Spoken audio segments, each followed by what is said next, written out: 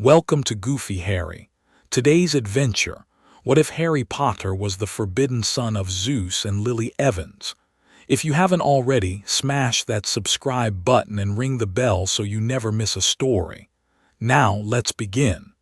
Chapter 1. Sparks in the Cupboard Number 4. Privet Drive had not known a week like it.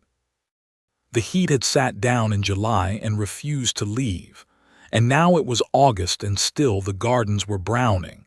Still the milk soured on the doorstep. Still Vernon Dursley mopped his forehead with a handkerchief that he had stopped pretending was white. Everywhere in the town people spoke of the weather as though it were a guest who would not take the hint. They did not, as they would later claim, say it with any particular foreboding. They said it the way one says anything in Surrey in a summer that has gone on too long, with a quiet, personal resentment. In the cupboard under the stairs, Harry Potter lay on his back and stared at the ceiling. He had given the ceiling a private name, which he would not have told anyone because there was no one to tell. He called it the map. In the plaster, just above his face, a hairline crack branched out in a feathered pattern that split and split again until it disappeared into the corners. He had traced it with his finger so many times he could have drawn it in the dark.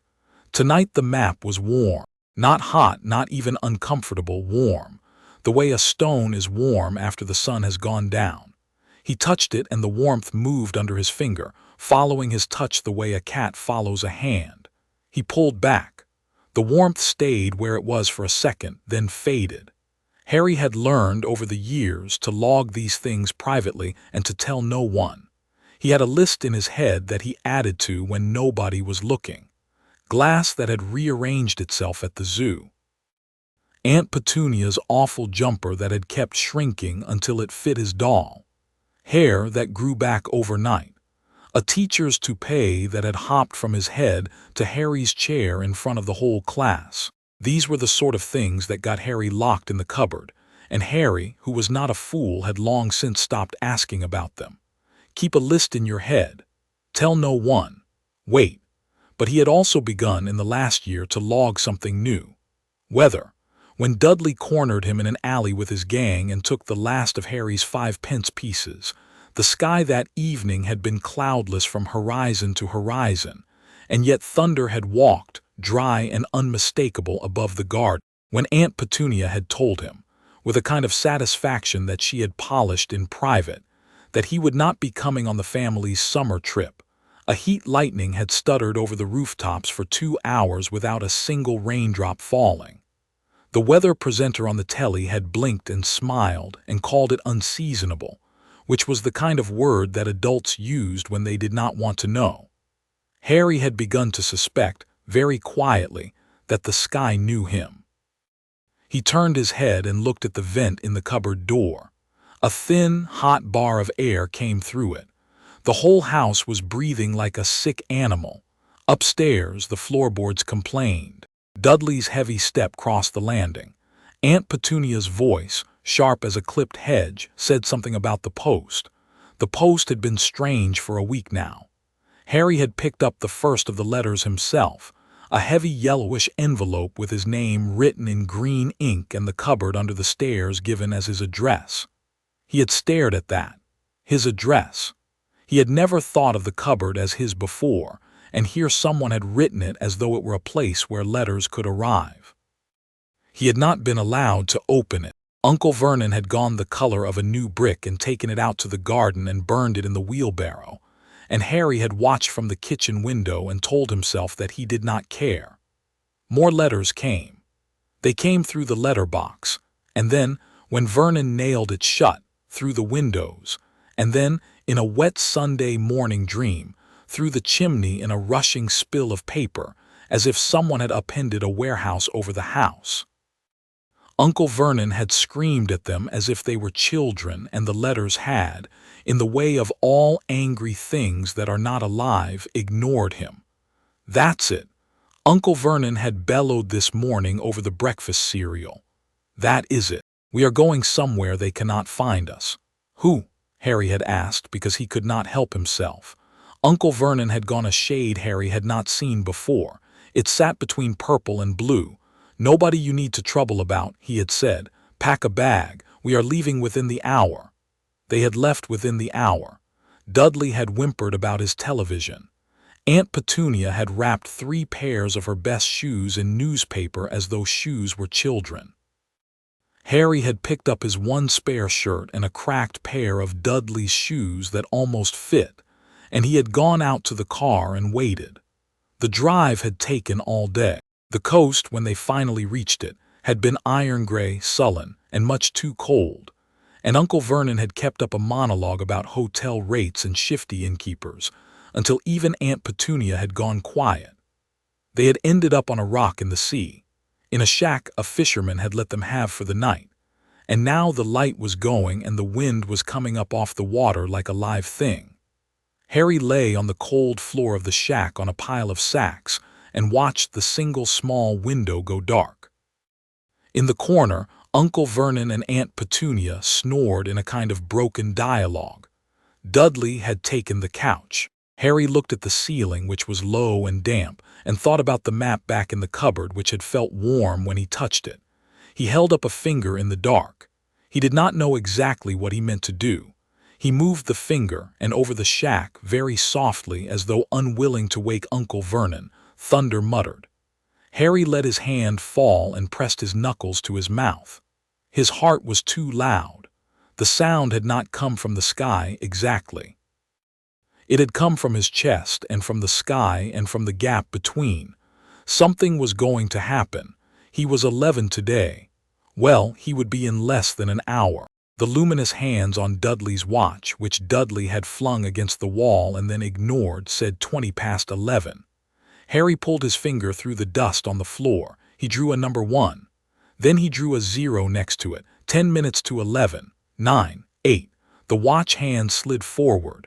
Outside, the sea hissed between the rocks. Somewhere above, thunder, patient, made itself a little closer. At a minute to 12, he sat up. He did not know why. He simply knew he wanted to be on his feet when it happened. He stood against the wall in the pitch black and waited, and the house held its breath, and then the door jumped in its frame. It jumped as though a horse had kicked it. Uncle Vernon came awake with a sound like a pig having a dream. Aunt Petunia screamed. The door jumped again. On the third strike it came off its hinges entirely and fell flat into the room with a wet slap of wood and water, and in the doorway stood a man who was too tall for any doorway, with a beard you could have lost a cat in and small black eyes that were, at that exact moment, looking straight at Harry. "Sorry about that," the man said, and the voice was enormous and kind. "Door wasn't shiftin' proper." Uncle Vernon, who had gone for the shotgun he had propped against the wall, leveled it at the stranger with trembling hands. "I demand," he said in a voice that cracked, "I demand that you leave this." The man flicked one gigantic finger at the shotgun. The barrel folded gently in on itself as though it had always wanted to, and the metal dripped onto Vernon's carpet like toffee. "I said sorry," the man said, quite mildly. And then he turned to Harry, and his face broke open into the kind of smile that Harry thought you only ever saw at a distance on someone else's father coming to get them. "Well then, arise," said the man. "Happy birthday." From his enormous pocket he took a cake, slightly squashed, in a box that said "Happy Birthday, Harry" in pink icing that had smeared into one corner and then been smeared back. He held it out. Harry took it. The box was warm. His hand was shaking. "Who," Harry managed, "are you?" The man seemed surprised and then grieved, and then, to Harry's astonishment, almost angry, but not at Harry. He looked at Aunt Petunia, and Aunt Petunia shrank backwards as though he had slapped her. "Rubeus Hagrid," said the man, dragging his eyes away from Aunt Petunia with effort. "Keeper of keys and grounds at Hogwarts. But ye'll know all about Hogwarts, o' course." "I won't," Harry said. Hagrid made a sound somewhere between a groan and a laugh. He sat down on an upturned crate which creaked in protest and ran a hand across his beard. "Right," he said. "Right. Well, that does make it awkward, don't it?" Outside, the thunder, which had been wandering, found the roof. Hagrid's head came up. He looked at the ceiling, he looked at Harry, he looked at the ceiling again. For a moment the kindness in his face was joined by something more careful, like a man who has heard a noise he recognized and does not quite want to recognize. "Well," he said, "I reckon the sooner we're off this rock the better. Harry, I'm here to tell ye what you are. You're a wizard, and tomorrow mornin' we're going shopping." Harry, who had spent 11 years learning to listen to the adults and let their words wash past, this time listened. He let the word wizard fall into him like a coin into a well. The well, surprisingly, was deep. The coin, surprisingly, made no sound hitting the bottom. It seemed to have space to fall and fall. "A wizard," he repeated. Me. Harry looked down at his hand. He was still holding the squashed cake. His fingers were shaking. He did not know what to do with them. He put the cake on the floor very carefully as though it might go off. Then he looked up. "Is that why the weather," he said, "follows me about?" Hagrid's mouth opened. He stared. Then slowly he closed his mouth and smoothed his beard with his hand, and Harry noticed for the first time that Hagrid did not look entirely surprised so much as he looked like he had been instructed very gently not to be. "We'll sort that out," said Hagrid carefully, "in the mornin', shall we?" Uncle Vernon, who had been working his way through being astonished, arrived at being apoplectic. "I absolutely forbid," he began. "Yeah, what?"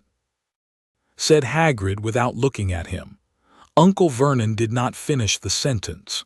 They slept, or Hagrid slept, enormous and snoring on the floorboards like a weather front, and Harry did not sleep at all. He lay on his pile of sacks and held Hagrid's cake on his chest and stared at the low, damp ceiling. The thunder was gentle now, almost polite. He turned the word wizard over and over in his head until it had lost its edges. He did not yet know what to do with it, but he noticed, with a kind of private steadiness he had not felt before, that something under his ribs was no longer afraid. The morning came too bright. They crossed the water in a boat that, when Hagrid nudged it, did not so much move as suggest to itself that it could. London was London. The size of it always surprised Harry, how it did not so much sit as sprawl, and they came off the train at a station full of pigeons and tourists, and Hagrid did not stop at any shop front. He walked down a street full of shop fronts, stopped in a place where there was no door, and opened a door. The leaky cauldron was dim and smelt of old ale and older wood. Men in robes looked up from their tables. A woman with a bright green apron was buffing a glass with the corner of her sleeve. Conversation, which had been low, fell away entirely. Every face in the room was turned toward Harry. "Good Lord," said the man behind the bar softly. Is it him, Hagrid?" "Aye," said Hagrid. The bar put down his glass. He came around the counter, wiping his hands on a cloth that had stopped being white years ago, and he reached Harry and he took Harry's hand in both of his, and he pumped it as though he were trying to reassure himself that Harry was there.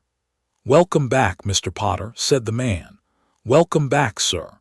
Harry did not know what he had done to be welcomed back to a place he had never been. He said, "Thank you," because it seemed important. The man's eyes filled briefly with water. Harry looked down at his shoes. Behind him, Hagrid's hand settled on his shoulder and rested there, heavy and warm. They crossed the courtyard behind the pub, and Hagrid took out a pink umbrella and tapped bricks in a pattern he did not look at, and a wall came apart like a set of cards being fanned out, and Diagon Alley unfolded. There was no useful word for it. Harry had seen markets and seen high streets and seen the bright tatty glitter of Christmas in Oxford Street. He had seen theaters lit up and had seen a fair in a park, and none of these was what he was looking at. Diagon Alley was a street that had agreed, long ago, to be a street only loosely. Shops were stacked into each other at odd angles. A chimney on one roof leaned companionably against a dormer on the next. Windows were full of cauldrons, or of books, or of owls blinking in their darkness. The sky above was overcast and iron gray, and the air smelt of brass and hot sugar and old paper, and on a brass post at the mouth of the alley, a small boy was trying to convince a newspaper not to read him its own headlines aloud. Hagrid plunged into the crowd, and Harry hurried after him. In a great white building with crooked steps, Gringotts, Hagrid said, Harry found out that he was not, as he had always been told, a drain on the finances of number 4. His parents had left him enough to live modestly on forever, and he stood in a vault high as a cathedral nave and looked at a small mountain of gold and silver without any idea what he was meant to feel about it. He had Hagrid fill a small pouch. Hagrid muttered about self-restraint. Harry thought about Dudley's 36 birthday presents last year and about the 5-pence piece in the alley, and he said nothing. Robes came next. A woman with a wide, kind face pinned up his sleeves and muttered around pins. While she did, another boy climbed up on the stool next to Harry's and began to talk, airily, in a voice that had been taught to itself in front of mirrors, about brooms and about Quidditch teams. He had pale hair and a point-chinned face, and a way of calling his father father that made Harry, for reasons he did not examine, feel suddenly weary. When the boy asked his name and Harry said it, the point chin lifted sharply. A glance flicked across the boy's face, considering, assessing, and was gone. "A Potter," said the boy. Harry agreed politely and did not say anything else. Hagrid was waiting outside with ice cream. He pushed a cone, chocolate and raspberry, into Harry's hand. Harry had never tasted raspberry. He nearly cried. He did not. They bought his books. They bought a cauldron.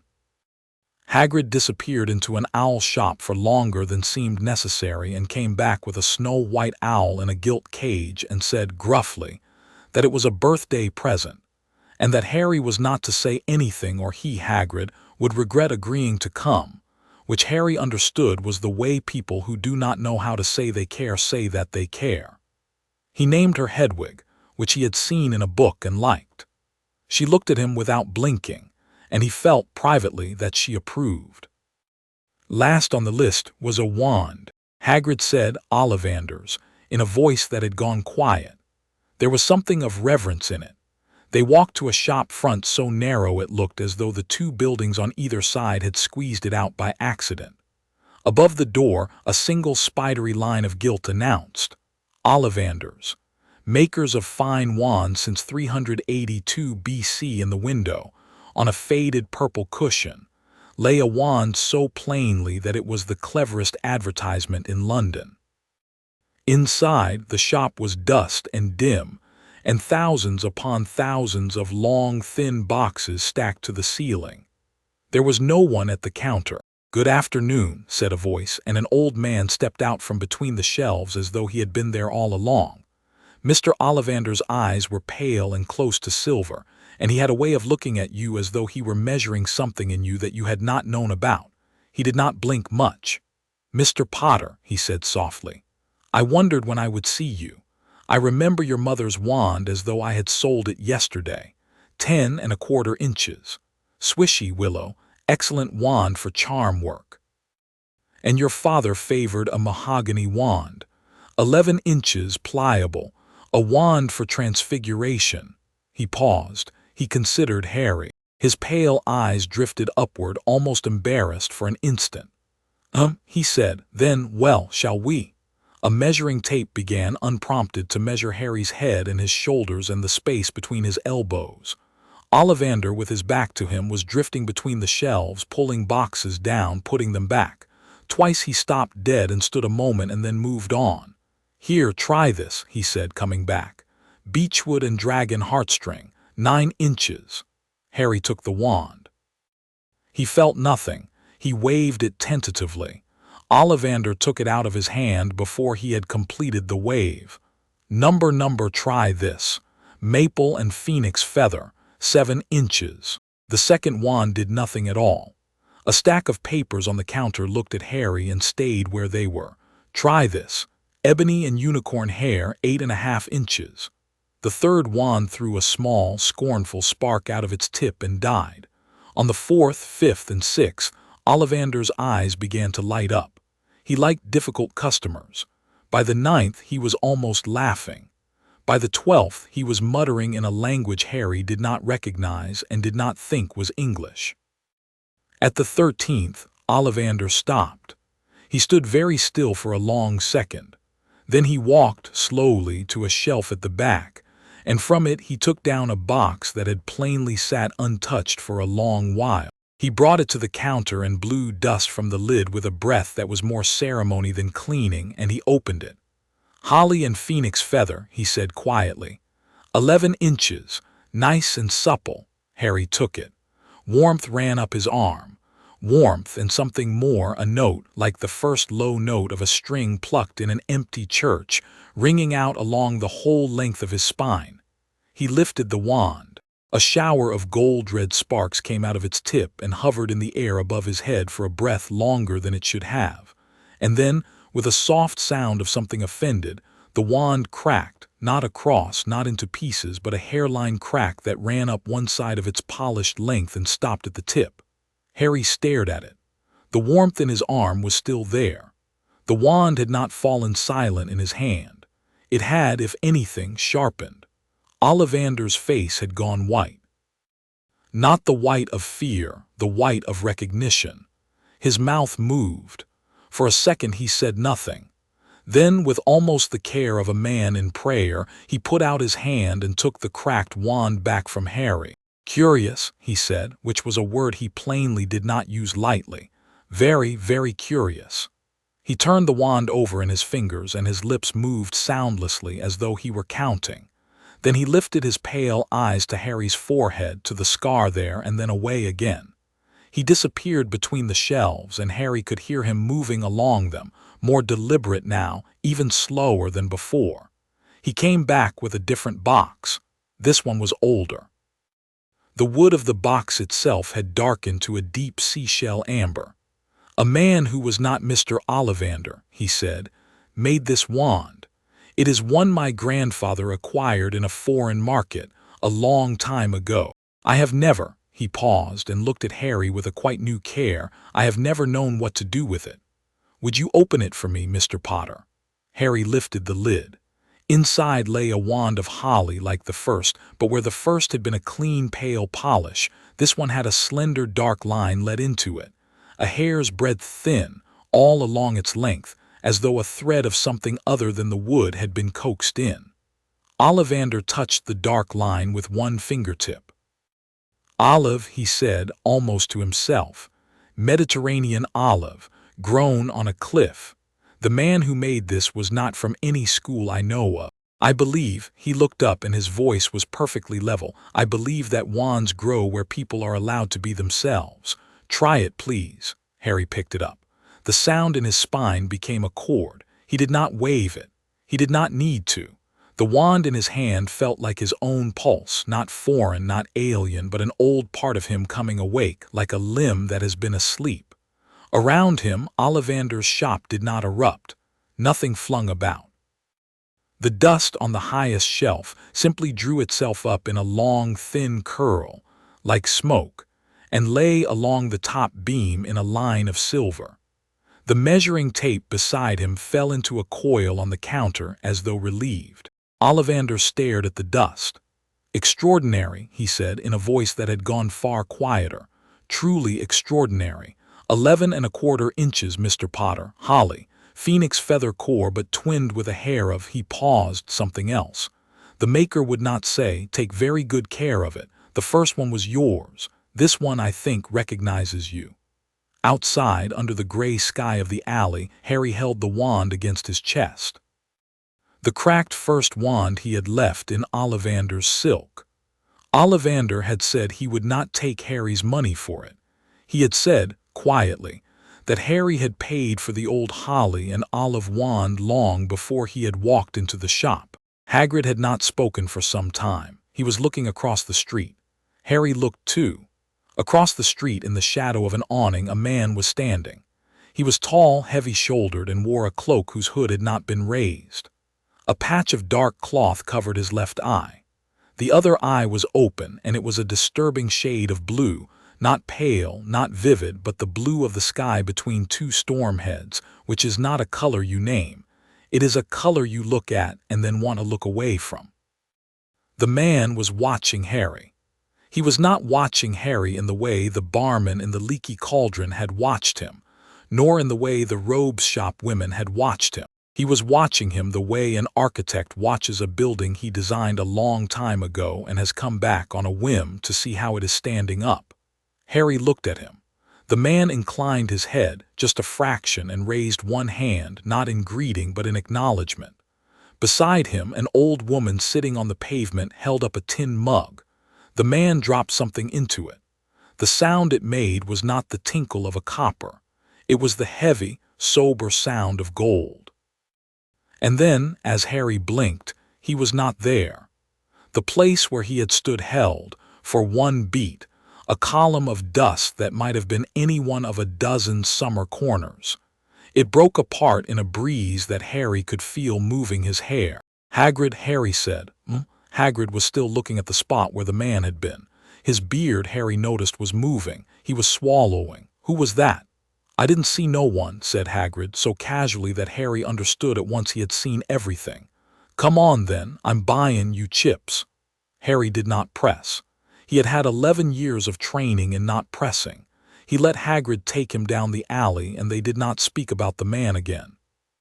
That evening, at the leaky cauldron, Harry sat on a wide windowsill in his narrow room and watched the sky. It was still iron-gray, and the air was heavy, and far out over the roofs of London a heat lightning unseasonable, the weather presenters would say, stuttered once and then again. Each time, a second after the light, thunder found its way down to him, soft and low. He pressed his forehead to the glass. The glass was cool. He held up one finger on the other side of the pane. "All right, then," he whispered without knowing what he was addressing. "All right."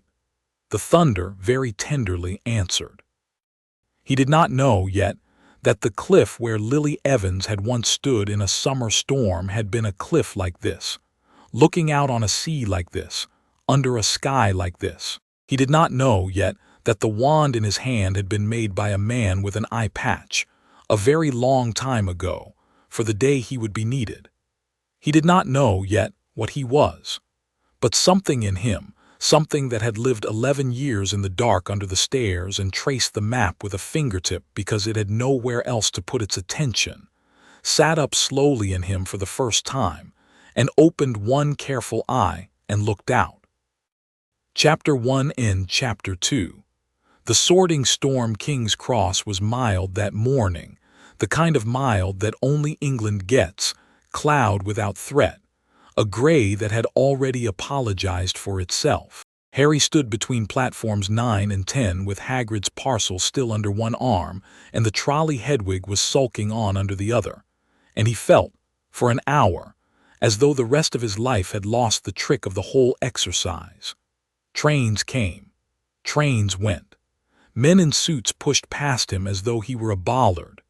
Somewhere over to his left, a family of 5 was arguing about who had the ice lollies, and somewhere to his right, a porter whistled a tune Harry had never heard. 10 minutes to 11. He had been standing here since 10:15. There was no platform 9 3/4, and he had a wand in a box under his bed that might be laughing at him.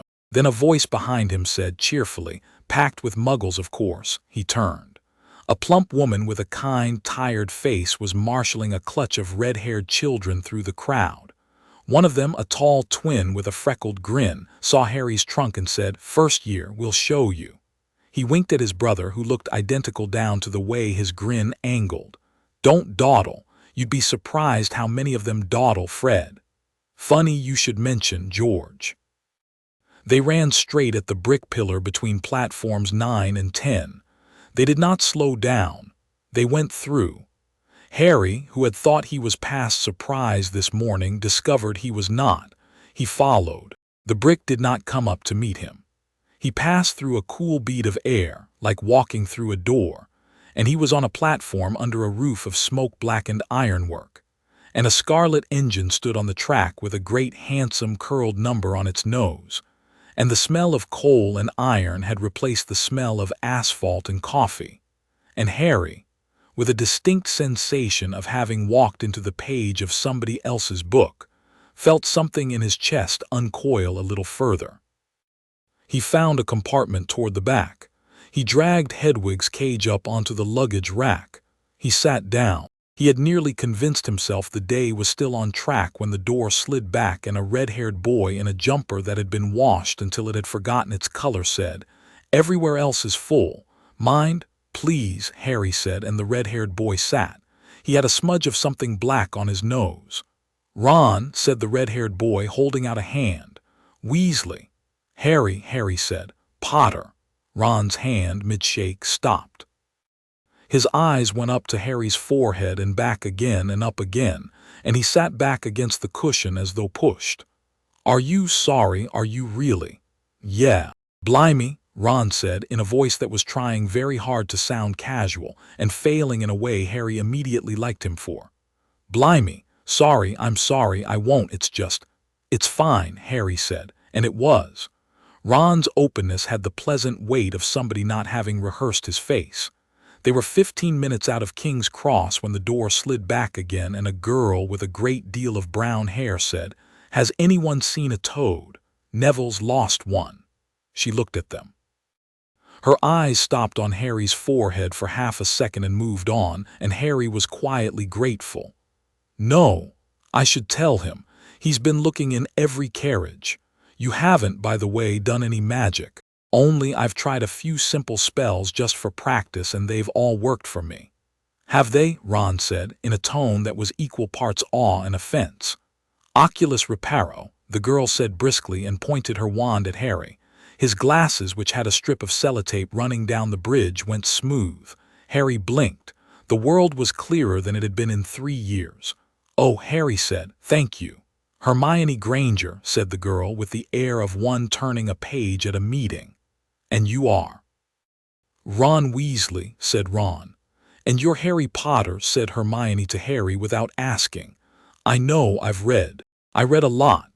She looked for a brief breath, as though she might apologize for it. She didn't. Harry liked her for that too. She sat down without being invited. Within 5 minutes they were arguing, amiably enough, about chocolate frog cards and whether history textbooks lied on purpose or by accident. Within 20 minutes the trolley came past, and Harry, who had never had money for sweets in his life, spent far too much of his Gringotts gold buying everything. He and Ron shared the chocolate frogs. Hermione, who was sternly against sweets before lunch, ate 3. The light outside the window thickened. The fields of Kent gave way to the long green of the Midlands, and the Midlands to the mist-flecked shoulders of hills, and by the time a prefect came along and told them to change into school robes, the train was rolling into a country Harry did not know but liked at once. It was mossy and old. The sky began to lose the mildness of the morning. A band of cloud had gathered in the north, tall and solid-looking, and in its top the first of the evening's lightning was making itself quietly known. By the time the train stopped, it was raining. They climbed down onto a lamplit platform in a village whose name Harry could not read through the rain. Hagrid's voice, familiar as a hill, carried over the press of students. Fur's years over here." A great lamp swung in his fist. They followed him along a steep path down to the edge of a lake where boats, small, dark, and Harry realized as he stepped into one, entirely self-propelled, waited. They pushed off. Hagrid, who had his own boat because he could not fit in any other, shouted something over his shoulder about mind your head and no dancing. The boats slid onto the lake in a line. Above them, in the great wall of cloud, thunder had begun to talk to itself. Rain fell in a steady hush around them, and then, and Harry would remember it, the cloud parted. Not dramatically, not all at once. It simply peeled itself back from the path of the boats, a corridor of stars above them and curtain walls of rain and black weather on either side, and the boats sailed through their own little dry tunnel under the open sky toward the first sight of Hogwarts. Hermione, beside him, said, "Oh." Hogwarts was 100 towers on a black rock above the lake. Windows burned yellow at every height. The castle looked as though it had never been built, as though it had simply decided long ago to be there. Harry's hands were on the wet wood of the boat. His heart was too big for his ribs. Above him, in the corridor of stars, heat lightning stuttered once. It was not thunder. It was applause. "Do that again," Ron whispered to the sky. The sky obliged. They stood in a small chamber off the entrance hall while a tall witch in emerald green robes spoke about the houses. Harry listened. He had decided on the boat that listening very carefully to everything was the best way to not embarrass himself. Professor McGonagall, that it turned out was her name, did not finish before she stopped mid-sentence and looked across the room with a kind of professional disapproval at a boy whose hand had disappeared up to the wrist in someone else's pocket. He withdrew the hand. She did not need to say anything. Harry filed it away. "You will be sorted," she said at last. "Please follow me." They were not, as the rumor on the train had said, to wrestle a troll. They were instead to walk in a line down the length of a hall so enormous that the ceiling simply gave up pretending to be a ceiling, and was a dark field of stars and cloud that moved with the weather outside. 4 long tables sat packed with students in colors.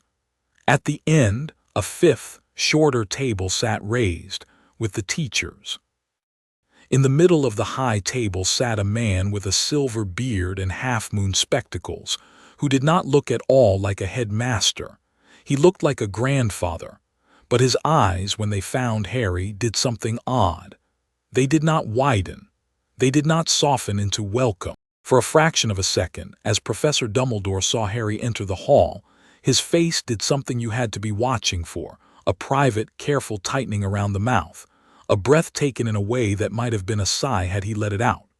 And then he smiled, and Harry would not have been able to say later whether he had seen anything at all. McGonagall had put a stool in front of the high table and placed on it an old pointed hat, patched and scorched. The hat's brim parted. It began to sing. Harry did not hear much of what it sang. He was watching the ceiling. The stars were not steady. A vein of cloud was crossing the dark. Somewhere under the rafters, a low note of thunder felt out the room. Names began to be called. A girl in a French plate went forward, put the hat on her head, and a few seconds later a table burst into cheers and she was gone. Then a boy with a fringe over his eyes. Then a freckled girl who sat under the hat for almost a minute before it roared Hufflepuff so loudly the cutlery on the nearest table rattled. Harry watched and catalogued the noises the hat made and tried not to breathe too hard. Granger, Hermione. Hermione walked up without pretending she was not nervous. She put the hat on and it sat for a second and then bellowed Gryffindor. She left the stool with a small, determined nod and went to her table as though she had arrived at a job interview a little early. Malfoy Draco, the pointy-chinned boy from the robes shop, stepped forward. The hat barely touched his head. Slytherin. He took his time walking to his table because his table was already clapping and also because he wanted to be watched. Potter Harry. The hall's hum fell off in stages. First the tables nearest the door stopped, then the tables in the middle. Then at last the far tables. Somebody dropped a fork and the small metal note of it rang and rang. Harry walked to the stool. His legs were there. His hands were there. He sat. McGonagall lowered the hat. The world went out. For perhaps 3 breaths the hat was silent. Then it spoke to him in the quiet inside his own head in a voice that was dry and old and a little amused. Well now. Hello, Harry thought, because his mother had taught him to greet people politely and he had held on to that in ways he had not examined. Polite too. Good. Braver than you think you are. Quick, but not in the cheap way. Yes, yes, I see. Oh, there was a pause. The hat went very still. Oh, it said again. Now, that is an echo that isn't yours, isn't it? Harry's hands gripped the edge of the stool. Don't be frightened. I am only the hat. I only say where, not what, not why. But I have not worn a head that carried him. I was woven, you understand, before some of what is in you. Well, The bones of you are Gryffindor, unquestionably. You'll be happy there. I shall, if you don't mind, not mention the rest. It is not mine to mention. Thank you, Harry thought, because the hat sounded for a second as though it were being careful with him. Oh, you are very welcome, Mr. Potter, said the hat dryly. Then to the hall, Gryffindor. The hall roared. The Gryffindor table half rose in ovation. Harry stood, and as he stood, the enchanted ceiling cracked, not metaphorically. A single fork of lightning, white gold and perfectly bright, split the dark overhead from one end of the hall to the other, and in the second of its passing everybody in Hogwarts saw Harry Potter lit from above, as though something enormous had opened an eye to look at him. Then the lightning was gone. A rumble of thunder followed at a seemly distance. For a moment, it was as if the hall had forgotten itself. Then Fred Weasley whooped, and everybody remembered how to clap again, and Harry, with his ears hot and his knees not quite obedient, walked to the Gryffindor table. Ron was making space. Hermione, already seated, gave him a look with a lot of questions in it and asked none. At the high table, Professor Dumbledore's eyes were on the sky, and the small, careful tightening around his mouth had returned, and it did not go. Beside him, a thin, greasy-haired man in black turned his head very slowly, as though the turning cost him something, and looked at Harry. His face was unreadable, but Harry felt the attention of it land on him like a weight. On the other side of Dumbledore, a turbaned professor was bowed over his plate. His turban had begun to sweat. He did not look up. The feast appeared, food out of nowhere. Harry had intended to eat small portions and be careful, and he ate until his jumper tightened at the waist, and then he had pudding. Beside him, a transparent man in a ruff lamented the quality of ectoplasm in a way that suggested ghosts, too, had opinions about nostalgia. Above them all, the storm went on and the thunder became friendly, and Harry, who had never been welcomed into any room in his life, looked around at this one and felt, for the first time, that he had been. What was the hat doing then? Ron said later in the Gryffindor common room, which smelt of wood smoke and waxed leather and which did not entirely seem like a room. It had staircases and alcoves and corners one could lose a friendship in. Up there, thinking for ages. It was thinking. About you specifically, mate. I'm very thinkable. Ron snorted. Hermione in the armchair opposite lifted her head from her copy of the Standard Book of Spells, Grade 1. The ceiling did something, she said. Her tone was not quite a question. It did, Harry said. Do you know why? He looked at her. She looked back, steady and not intrusive. This, Harry thought, was going to be one of the great tests of his life, whether he could be friends with somebody this accurate without pretending to be less than he was. He tried, as a beginning, to tell the truth. No, he said, I don't know why, but it's been happening for a while, Hermione. Whether, especially when I'm, feeling things. Yeah. She regarded him a long moment. I'm going to the library in the morning, she said. That's your answer to everything. Yes. He smiled. She went back to her book. The first week of classes did Harry no favors. He tried in his first charms lesson to produce a modest Lumos, and the chandelier in Flitwick's classroom went briefly so bright that 3 first-years yelped and shielded their eyes, and Flitwick himself, delighted, applauded from the top of his pile of books. Harry closed his hand around the wand, and the chandelier's glass calmed, and Flitwick, still clapping, said, "Oh, marvelous, Mr. Potter. A touch strong, perhaps, a touch, but wonderful, wonderful." In Transfiguration, he turned his matchstick into a needle within 40 seconds, and then, because he had forgotten to stop thinking of needles, the rest of his box of matchsticks became needles too. McGonagall looked down at them, up at Harry, and her mouth did something that was not a smile but was not either its opposite. "Mr. Potter," she said, "I appreciate ambition, please, one at a time." "Yes, Professor." 10 points to Gryffindor. In herbology, a mandrake that had been asleep for 15 years woke up just because he leaned over it, and Professor Sprout looked at it in astonishment and then at Harry, who was apologizing, and said, No, no, no, dear boy, you've saved me 2 months, 10 points. Potions was a different country. Professor Snape was thin and dark and moved as though he were conserving energy for something personal. He did not welcome them. He simply said, "There will be no foolish wand-waving in this class." His eyes, dark and glossy as polished wet stone, moved around the classroom the way a lighthouse moves its beam, and they stopped on Harry. "Mr. Potter," he said softly, "our new celebrity." The word in his mouth was something one wiped off a table. "Tell me, what would I get if I added powdered root of asphodel to an infusion of wormwood?" Harry had read the book. He had read ahead because he had nothing else to do in Surrey. "The draught of living death, sir." There was a pause.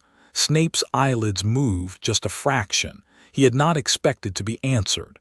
"Where would you look if I asked you to find me a bezoar?" "The stomach of a goat, sir." "The difference between monkshood and wolfsbane." "Same plant, sir, also called aconite."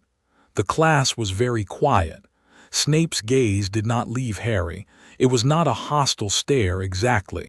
It was more the stare of a man reading a document he had expected to be in another language and discovering, with irritation, that it was in his own. "Sit down, Potter," said Snape, and went back to the board. 5 points from Gryffindor for cheek. "What cheek?" Ron whispered, half out of his chair. "Quiet, Weasley." They brewed a simple cure for boils. Harry, who had been doing exactly what the board said, ladled a little of his own potion into a copper tray to cool. A small electrical snap ran up his ladle and into his wrist. The potion in the tray fizzed briefly and went still. On the other side of the room, a Slytherin boy's cauldron, unrelated, untouched by any current Harry could name, suddenly melted through. Its contents hissed across the floor, and the boy leapt backwards and began to come out in very large, very pink boils. "Potter," Snape's voice low. "Did you—" "No, sir." "No, sir," Snape repeated, and he did not sound as if he believed it, but he did not push. He dealt with the boy and the potions and the lesson, and he kept his back to Harry for the rest of it, and Harry felt the weight of his attention nonetheless, all the way to the end of the hour and out into the corridor. That night, Harry dreamed. He did not know he was dreaming. He was on a mountain, and the wind up there had a different smell, thinner, cleaner, with the cold of altitude and the faint warmth of olive. Below him, white slopes fell away into cloud. Above him, the sky was not English. It was a Mediterranean blue that had been struck from something metallic. He was standing barefoot on grass that was too green. A man stood a short distance from him at the edge of a drop. The man was tall. He wore a charcoal suit, well cut, in a style that was not quite contemporary, and over it a coat like weather. Harry could not see his face because the man was looking out over the cloud. "You are awake earlier than I had planned," the man said without turning. His voice was not loud. It had the quality of weather. It arrived where it was needed. Harry did not answer. He could feel that if he spoke he might not be allowed to stay.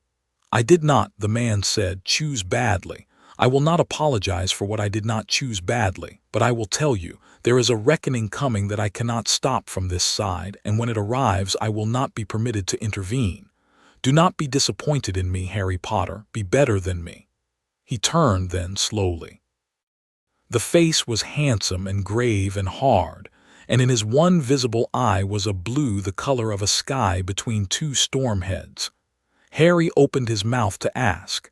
He woke up. He was in his four-poster bed, and Ron was snoring, and rain was on the window, and under his ribs the something that had sat up in Diagon Alley and opened one careful eye was no longer dozing.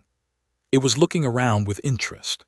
He reached for his wand, the second wand, the holly and olive, and on the nightstand beside it somebody had placed a single gold coin, heavy, foreign, with a stern profile stamped on one face. He did not remember it being there when he went to bed. He picked it up. It was warm. On the other side of the castle, in a room lit by a single green-flamed candle, Quirrell stood with his turban unwound on the desk before him, and from the back of his head, a thin voice that Harry had never heard and that had already been hunting for him for a decade said, Something is wrong, Quirrell swallowed. His Adam's apple went up and down. Master, not the boy, queerness, around the boy. I felt it in the hall when the ceiling split. It is a signature I have seen before in Albania in a broken scroll, in a language the Muggles did not write and we have forgotten. Tell me, who is his mother? Lily Evans, master, a Muggle-born. I know who she was. The voice was thin and precise. I know there is something under her I did not see. The candle flickered. The green flame stretched briefly into a shape that was not its own. Watch him, said the voice with a care Quirrell had never heard from it. Do not approach him yet. I wish to learn this year not to strike. Do you understand me, queerness? Why, yes, master. Good. The candle righted itself. Quirrell bent forward, and his turban, like a shed skin, began to wind itself back around his head. In the courtyard outside, above the tower, the storm that had broken over Hogwarts since the sorting ceased its low muttering and moved away north, and the first clean night of autumn arrived with a flight of silent bats against a high white moon. Chapter 2. In Chapter 3. Whispers of Thunder. The first October at Hogwarts taught Harry two things. The first was that he could be happy in ways he had not previously had the equipment to imagine. Spread out in a library window with Ron tossing him apples, or fighting to stay awake in History of Magic, while Hermione took notes so comprehensive she had begun to number them. The second was that happiness, like weather, was not evenly distributed, and that his particular cloud carried more charge than he had the wit to handle. It started with flying. Madam Hooch, all sharp edges and yellow eyes, marched 21st years onto a stretch of close-mown grass and told them to put out a hand above their brooms and say up. Harry was the first of them to have the broom slap into his palm as though it had been waiting. The second to have it, just in time for it to be embarrassing, was Malfoy. Neville, poor soul, had his broom roll glumly and pretend it was asleep. Hermione's broom, in defiance of everything Hermione had ever believed about the obedience of inanimate objects, ignored her. Hooch said, "Now, gently now, a light kick-off." Neville, whose nerves had got ahead of him, kicked off too soon and too hard. The broom went up. Neville went up with it in a way that was plainly not the broom's idea. He rose, pale as sheet music above the grass. Someone, possibly Malfoy, laughed briefly. The broom changed its mind and went sideways. Neville slid, scrabbling, along the shaft, and the broom, unimpressed, decided to go up again, and further still, until it was 20 feet in the air above a stone courtyard, with Neville hanging off the end of it by his wrists. Something inside Harry's chest, the something that had opened one careful eye in Diagon Alley and had been blinking slow since, took a breath. "Harry," Ron said, without turning, "don't." Harry was already on his own broom. The others would say afterwards that he had not kicked off so much as risen. He was simply in the air in a way that looked patient. Neville shouted. Harry caught up to him. He did not grab Neville. He put one hand on the broom's shaft just above Neville's and whispered to the broom, and with the tone of something accepting a small polite correction, the broom sighed itself down to the grass. Harry set Neville on his feet. Neville sat down without meaning to on the grass and said, "Oh," in a very small voice. Hooch across the yard stared. "Mr. Potter," she said. "Yes, ma'am." "Where did you learn to fly?" "I have not," Harry said honestly. She came closer.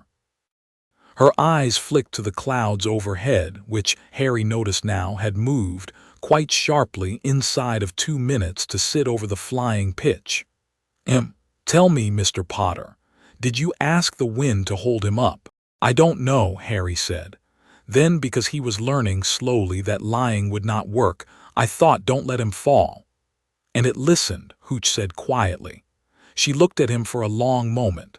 Then she said briskly to the rest of them, "All right, 2 each into the air, down, and dismount. Granger, less wrestling with the broom, it isn't a horse, dear." Harry went home to the common room that night to find a scrap of parchment curled under the glass of his bedside lamp. spidery blue ink, saying, "Tryouts, Friday 7 a.m. Gryffindor team. Come." He looked at the door. He looked back at the note. He had been a Hogwarts student for 6 weeks. Someone had broken a rule for him. He told himself, more firmly than was sincere, that he did not enjoy that. On Friday, before breakfast, he flew a broom borrowed from the school and caught the snitch in under 4 minutes, and the Gryffindor captain, Oliver Wood, went very quiet and said, "Oh, Merlin," and offered him the seeker's position on the spot. When Harry said yes, Wood said, "Understand me, you don't tell anyone. You train with me Wednesdays at dawn. You keep your face closed in the corridors. And if you let the snitch get away against Slytherin in November, I will personally—" "I won't," Harry said. Wood, who had been building up to a threat of some grandeur, stalled. He looked at Harry. He said, "Right, good, right." At the library that same week, Hermione was doing what Hermione did, taking a charms essay topic and following it down a spiral of cross-references until she had circled back to something that was not strictly charms. Cloud lore in continental witchcraft. She muttered to herself. She had found a book half-shelved behind another book. She had found it because she had knocked the second book over. The title, faintly gilt, read Brightborn, A Survey of the Hall's Unsanctioned Children by H. L. Breathwaite, 1694. The spine was water-stained. The paper inside was so soft with age that she opened it like a butterfly. There was on page 4 a woodcut, a cliff. A woman on the cliff with her hair coming loose in the wind, the sea below, a storm coming up from the west. In the caption, she was not the first. She will not be the last. The Brightborn are never claimed openly in this country. Hermione turned the page. The chapter heading was Signs. A child born of the Thunderer is often a quiet infant, the book said in the slightly stilted English of its century. He weepeth little. His sleep is steady. In his cradle the air becometh dry before rain. The touch of him is not hot, but hath a faint liveliness as of a still morning in August. His eyes are, above all, his mother's eyes in every shade and humor, save that sometimes in anger or in joy the color deepeneth briefly, as if the sky itself had lent it a moment's loan. Hermione's finger stopped on the page. She sat in the library stack for a while, not moving. She was a careful girl, and she did not leap to the first conclusion that fit, because the first conclusion that fit was almost never the true one. She turned the next page, and the next, and by the end of the chapter she was not sure what she was feeling, but she had stopped reading and begun memorizing. She took the book to Madame Pince, who looked at her over the half-rims of her glasses and said, "That one doesn't leave the library, Miss Granger." Hermione wrote out the name and the call number neatly on a slip of paper and put the slip in her pocket. She did not say anything to Harry. Not yet. Anything she said to Harry she wanted to say correctly the first time. Around the castle, the subplot thickened. Professor Quirrell, pale as a grub under his turban, had taken to staring too long at empty doorways. In the teacher's staff room he would begin a sentence and forget the end of it. Dumbledore watched him and said nothing. Professor Snape watched him and said nothing, but his watching had more in it. Twice, in late October, Snape waylaid Quirrell in a corridor in the dungeons and they spoke for a long time in tones too low to carry, and Quirrell left each time with his turban looking, if such a thing were possible, even more sweated through. In the dead of a cold night in the first week of November, Snape himself was summoned, through the castle's wards, through a network of whispers that only certain of the portraits knew how to carry, to a room near the South Tower whose door did not exist, by a dead hand. He did not go. He stood in the corridor and watched the door not be there and said softly, "Not yet." Then he went back to his office and he sat at his desk and he put his face in his hands and he stayed like that for a long time. Harry did not know any of this. Harry was doing his homework. What Harry did know, or had begun to suspect, was that the castle was paying him a kind of attention. Stone staircases that usually drifted around the school at their own convenience often found him and put themselves where he needed them. The enchanted ceiling of the great hall on mornings when he was tired arranged itself as a clear dawn, and on evenings when Draco had said something, pulled together a storm and let it growl. The castle, Harry thought, was either very considerate or very alert, probably both. On the second Saturday of November, on the day of his first Quidditch match, he walked with Ron and Hermione to the edge of the Forbidden Forest, because Hagrid had asked them round for a cup of tea and a talking-to about homework. The talking-to was pretense. The tea was real. They did not reach Hagrid's hut. The forest, on their approach, was doing what forests do in November. A low mist crept out between the trunks and lay along the grass. Birds, which had been loud, stopped. Harry's shoes went from making a sound on the path to making no sound at all. Beside him, Ron slowed and stopped, and his hand hovered near the pocket where he kept his wand. "Do you hear that?" Ron said. Harry had been going to ask the same thing. There was, in the quiet, a note. Not a sound of anything one could name, more a kind of pressure, of the way a door sounds before you open it. Out of the mist on the path walked a man. He was taller than he should have been, only by 2 inches, but the 2 inches made the path wrong under his feet. He wore a gray cloak with the hood down. His beard was short and salted with gray. Over his left eye was a patch of dark cloth, and in his right eye was a blue that Harry by now had seen in 2 different places and would know in any third. The other 2 of them had not seen it before. Hermione, closest to him, inhaled. The man looked at Harry only. "Nephew," he said. The word was not whispered. It was not loud. It simply arrived. Ron's wand was up halfway before the man lifted a hand without hurry, and Ron's wand drifted itself gently downward in Ron's grip, as though somebody had asked it politely to lie down. Ron stared at it. "You are not in danger from me," the man said. His voice was not the voice from the mountain in the dream, but it was the voice from the mountain with a little apology in it. "I will not stay. I am not permitted. I am only the messenger, you understand. I come where I may." "Who are you?" Harry said. His mouth was dry.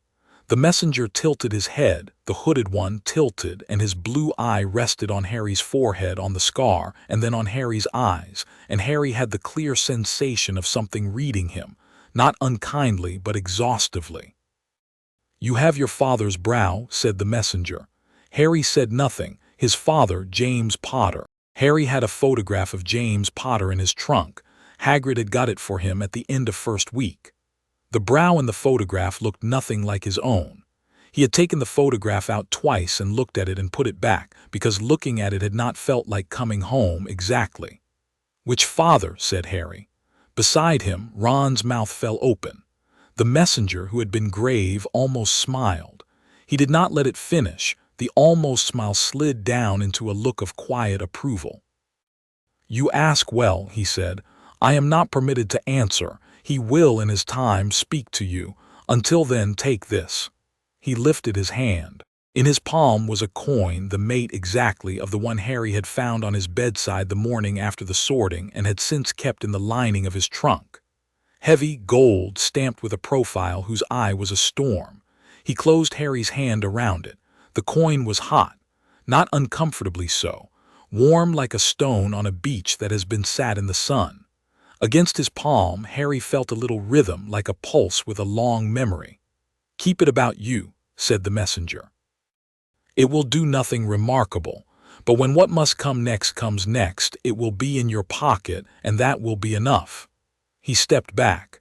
The mist drew in behind him in a breath. Harry could no longer see the edges of the man, only the blue of the eye. Then the blue of the eye went out like a lamp, and the mist was only mist, and a robin off in the brush remembered its song and sang. "Mate," Ron said very quietly. "Mate, mate, I know. What in the name of I know?" Hermione said nothing. She was looking at Harry's hand as he slipped the coin into the pocket of his robe. Her face had the still, bright expression Harry had learned to be wary of, because it was the expression she wore when she had understood something 2 minutes before anyone else. They went to Hagrid's. They drank tea. Hagrid was mostly himself, which is to say he was jovial, warm, and visibly hiding something.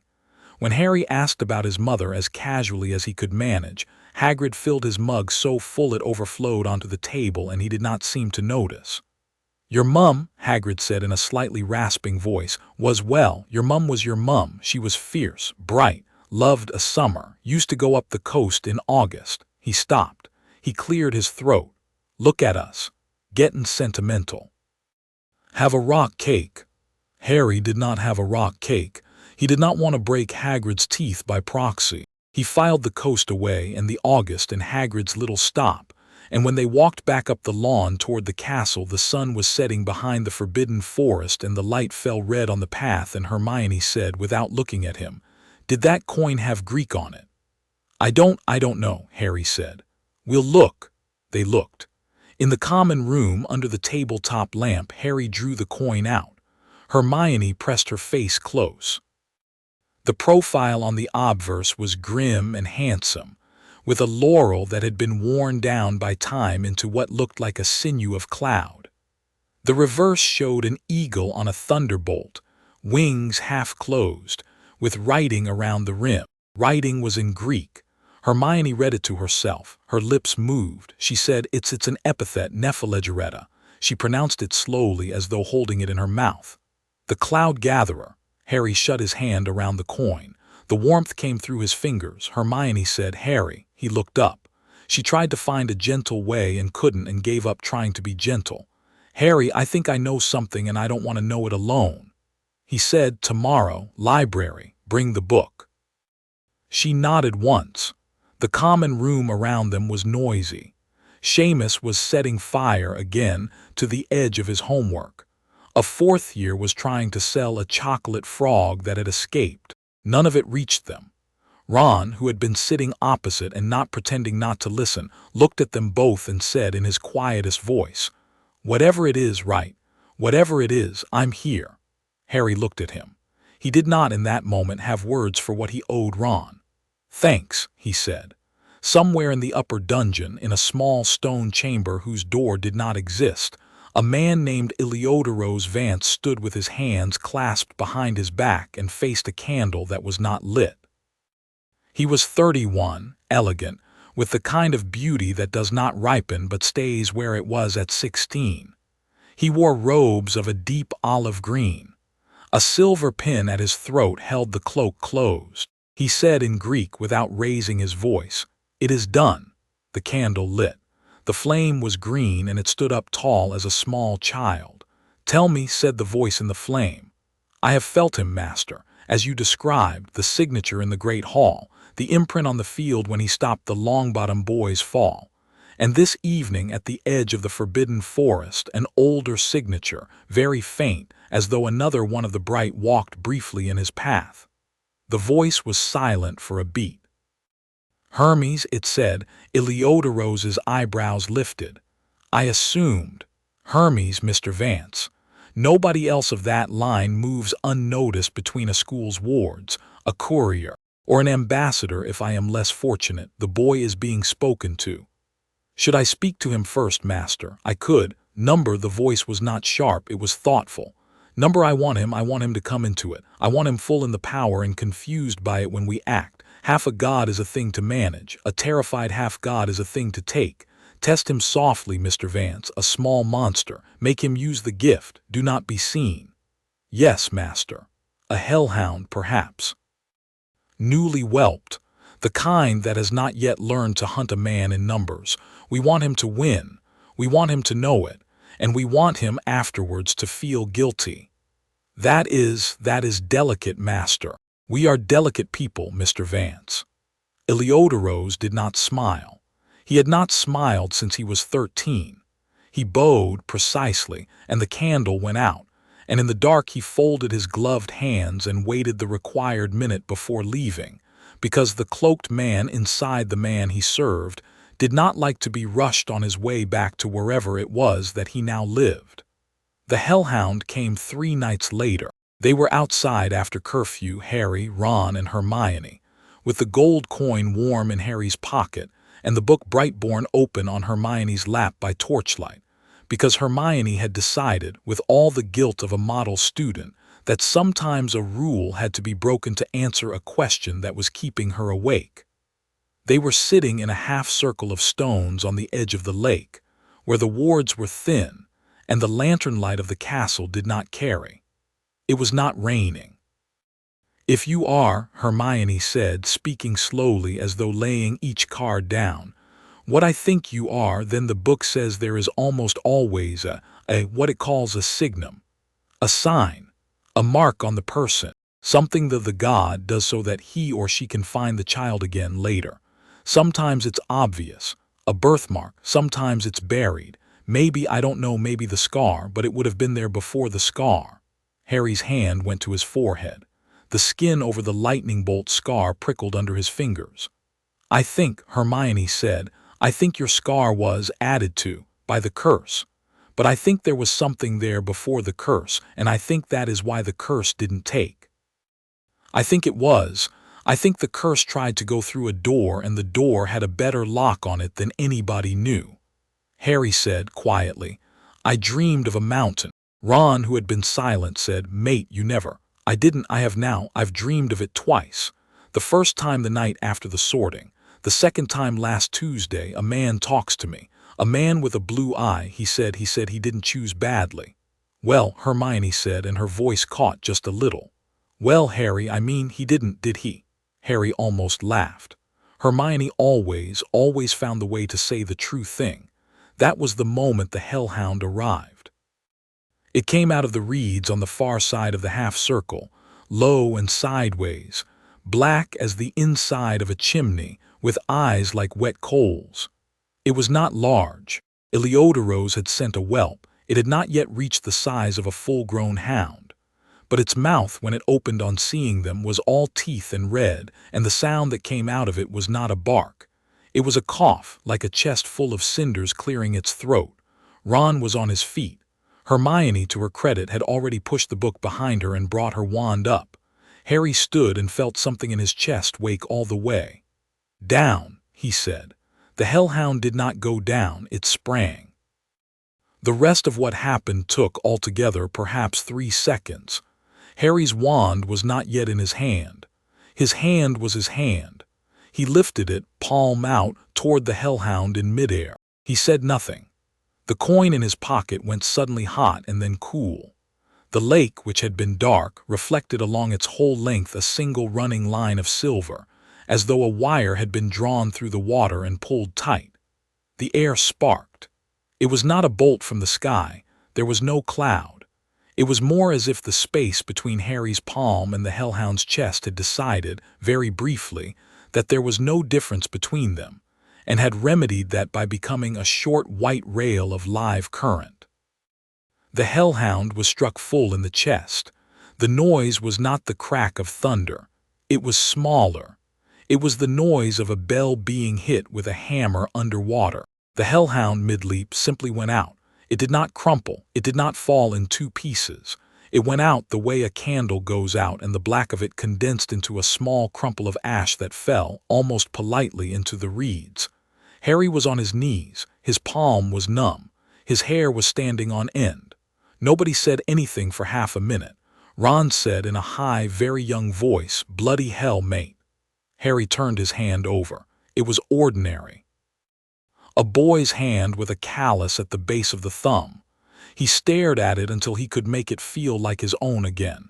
He said, "I didn't mean—" "No," Hermione said, very clearly and very quickly. "Number Harry, listen. You did not do that on purpose. You stopped it on purpose. That is not the same thing, do you hear me? It was going to tear Ron's throat out. You stopped it." Harry could not, for a long minute, look at her, but he heard her. He pressed his forehead to his knuckles and breathed. The coin in his pocket was warm again, quiet and warm. It was not, Harry thought, celebrating. It was doing what it had done when the messenger had pressed it into his hand. It was keeping time. "Harry," Hermione said, softer now. "Can I?" "Yes," he said before she had even asked. She put her hand on his shoulder. They sat a while on the edge of the lake in the ring of stones, with a small crumple of ash in the reeds that smelled faintly of sulfur and old iron. Above them the sky was a clear, cold November black with all its stars out. No thunder, no wind. The storm was in Harry. He sat with it. After a while, Ron stood up and went and kicked the ash and said, "That'll teach you to come at my mate." It was not, Harry thought later, a sophisticated comment. But it was exactly the comment he had needed, and he would remember for all his life that Ron had been the one to make it. In a small stone chamber with no door in the upper dungeon, Eleodoros Vance watched the remains of his spying spell blow out of the basin in his hands like a loose thread of smoke, and he drew a breath that was almost a laugh. "Well now," he said to himself, and the candle on his desk took several seconds to light. Behind his ear, in a voice only he could hear, Voldemort said, "Oh, he's beautiful. Did you see the rail, Mr. Vance? Did you see?" Eleodoros had seen. He said respectfully, "Yes, master. We will not take him this year. This year we will only teach him to trust himself. By summer, Mr. Vance, by summer when he thinks he owns it, yes, master. And Mr. Vance, master, find me the girl's name. The one who stood beside him at the edge of the lake, the bright one. We may need her to hold still at the right moment while he comes to us." Eleodoros nodded. He did not visibly react. But he had a girl's name already on a list in the back of his head, Granger, and he had a face to put to the name, and he thought, that is a pity because she is a very good student. He surprised himself with the thought. He had not had a human thought in 3 years. He filed it away carefully so that he could examine it later in a room where he was alone. Above the castle, the clear November sky did not change. It was not supposed to. But Harry Potter lay on his back in his bed, an hour later with his eyes open, and he felt very clearly, with a clarity that was not yet knowledge but was quickly becoming it, that he was being watched. The gold coin sat on his chest over his heart under the blanket, warm, keeping time. He did not sleep. He did not need to. In a way he had not had the words for, he was resting already. Chapter 3 and Chapter 4. The Forbidden Son Dumbledore sent for Harry on a Sunday morning. The note came up to the Gryffindor table under a lemon sherbet and read, in spidery blue ink, "When you have finished breakfast, Harry, the headmaster's office. The password is cockroach cluster. I am very sorry for the password." Ron, reading over Harry's shoulder, made a small strangled sound at the word cockroach. "Do you think," Ron said, "you could have jam if you ate one?" "Ron, I'm just saying, mate, it's a lot of protein." Hermione hit him with her toast.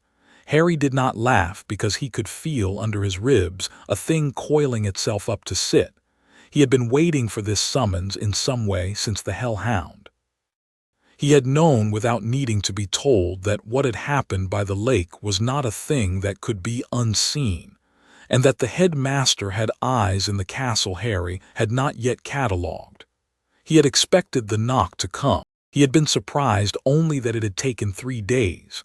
The stone gargoyle outside the headmaster's office slid aside at the absurd password. Harry climbed the slow spiral staircase and knocked once, and Dumbledore's voice, warm and slightly tired, said, "Come in, Harry." The office was a tall, round room lined with instruments that Harry did not recognize. A number of them were turning themselves gently on tripods. On a perch by the window, a bird that had seen better centuries was dozing with its head under its wing. Dumbledore sat behind a heavy desk of dark wood. A tea service was laid out. "Harry, please." Dumbledore indicated the chair opposite. "Cup of tea." Harry sat, accepted the tea.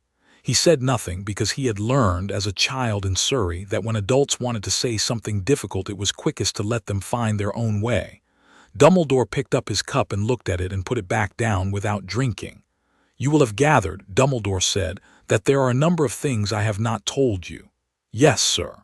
"It is not that I was." He paused. He ran his palm along the wood of the desk. "I will not pretend I was wholly right, Harry. I will say that I believed I was right. Those are not the same sentence. I am sorry for the difference. Harry, whose throat had gone small and hot, said carefully, Sir, could you tell me, please, who was my father? Dumbledore's eyes, which were blue, though not the blue Harry had now seen twice in other faces, went very still. He said, James Potter was your father, Harry. He loved you. He raised you as his own for the 15 months he had. Yes, sir, I believe you, who also was my father. Dumbledore looked at him as though at a problem he had prepared an answer for, only to find that the problem had asked a different question. He inclined his head once. It was the summer, he said. Your mother's 7th year had ended. There was, for those who knew Lily Evans, a summer at the Cornish coast that she came back from changed. She took up with James properly that autumn and married him a year and 8 months later, and when you were born he held you, and from that moment he never, not once, not in my hearing, nor in the hearing of those who loved him, called you anything other than his son. Who? Harry said again. Dumbledore stood. He walked to the stone basin Harry had not noticed in the alcove by the window. The pensive. Dumbledore lifted one long fingertip to his temple and drew out, with the patient care of a man extracting a splinter, a silvery thread of memory, and dropped it into the basin. The silver caught the morning light and spun. Come, he said. Harry rose and crossed the room. The pensive surface was not silver now. It was pewter and moving. Dumbledore lowered a hand onto his shoulder, steady, not heavy, and Harry bent his face toward the surface and let it tip him in. He fell through cool air and landed on a cliff. It was a cliff he had seen before, not in waking but in the corner of a dream. The sea below was iron blue and the wind was coming up. A young woman stood with her back to him, a long green skirt whipping around her ankles, her hair, red, fierce red, the red that in photographs people mistook for a trick of the light, coming loose from its plate. Thunder was walking in from the west. Harry knew her by her shoulders. He had never seen her in motion, and he knew her by her shoulders. Mum, he said. She could not hear him. He was in a memory. A man stood with her a little way off. Harry knew him, too. The charcoal coat. The one visible eye blue between two storm heads, the other eye patched. They were not touching. They were talking in the way two people talk on the edge of agreeing to something bigger than either of them. Lily laughed. It was the laugh from Hagrid's photograph, but with a voice. You are, she was saying, a terrible person for a summer holiday, do you know that? I have heard, the man said gravely, worse. You think I should be afraid of you. I think, the man said, you are not, and that it has made this week. He paused. His face did something Harry had not expected from a god's face. It softened. Strange for me, Miss Evans. I am not often accompanied up a cliff in a storm by a woman who is not frightened. I grew up with my sister, Lily said. I am not afraid of weather. The man did not laugh. He did, however, close his eyes for a second, and the wind that came in against the cliff in that second was the softest wind Harry had ever seen Cornwall produce. Lily put her hair behind her ear. She looked out to the sea. You know I love a boy at school, she said. I know. You know I will marry him. I know. Then what is this? The man turned to her, and now his face was grave and not soft. Miss Evans, he said, there are children born in this world to which the world owes a particular attention. They are rare. I will not promise that what I am offering you is safe. I can only promise that he will be loved by me from a distance I cannot close, and that when he is ready he will have everything of mine that can be given. Lily was quiet for a long time. One summer, she said. Only the one, and after that he's James's. He will have many fathers, the man said, as all the great ones do. He will not have more love for it, but he will have more to carry. Lily said, I want him to have the carrying anyway. The man looked at her. He did not speak. He only inclined his head, and Harry, watching, understood that the woman his mother was had not been brave in the way that people said she was brave. She had been brave in a quieter, stranger way. that had nothing to do with not being afraid and everything to do with saying yes. I will take this cost when nobody was asking her to take it. He felt Dumbledore's hand on his shoulder pulling him back, and the cliff receded, and the storm and the heir and his mother's laugh all slid away from him at once, and he was standing on the slate tiles of the office with his cheeks wet. He did not wipe them. "Sir," he said. "Yes, Harry. Does James know?" James knew. He chose. Dumbledore's voice went for a breath and steadied. "He was a better man than any of you have been taught to think. He loved you as surely as your mother loved you, and he loved your mother as surely as any living man could. There was no resentment in him. There was a kind of delighted protectiveness. When you were an infant, he used to tell the thunder if it got too loud in the garden, "Oi, behave yourself around my son." He did this, so far as I am aware, with the full understanding that one day the thunder might actually listen. Harry was laughing. He did not remember starting. He was laughing with tears on his cheeks. He did not wipe those either. "And the scar," he said. "The scar is what happened when a god's reinforcement of a mother's love charm met a killing curse. What was in you before was a sleeping thing, Harry, tucked small. I sealed it smaller still that night so that you might live your childhood as a wizard boy and not as a target. I was, and I ask your forgiveness for this, arrogant. I kept the seal too long. The seal has been failing since the summer. By now it is, functionally, gone. The signature the castle has been reading is the signature of what has always been in you. It is not new. It is only at last uncovered." Harry sat down. He did not remember standing up. He sat down on the chair at the desk and looked at his hands. There was a callus at the base of his thumb that had always been there. He had thought as a small child that everyone's thumb had a callus there. His palm was his palm. "Sir," he said, "if he knew, my Zeus, if he knew, why did he never come for me?"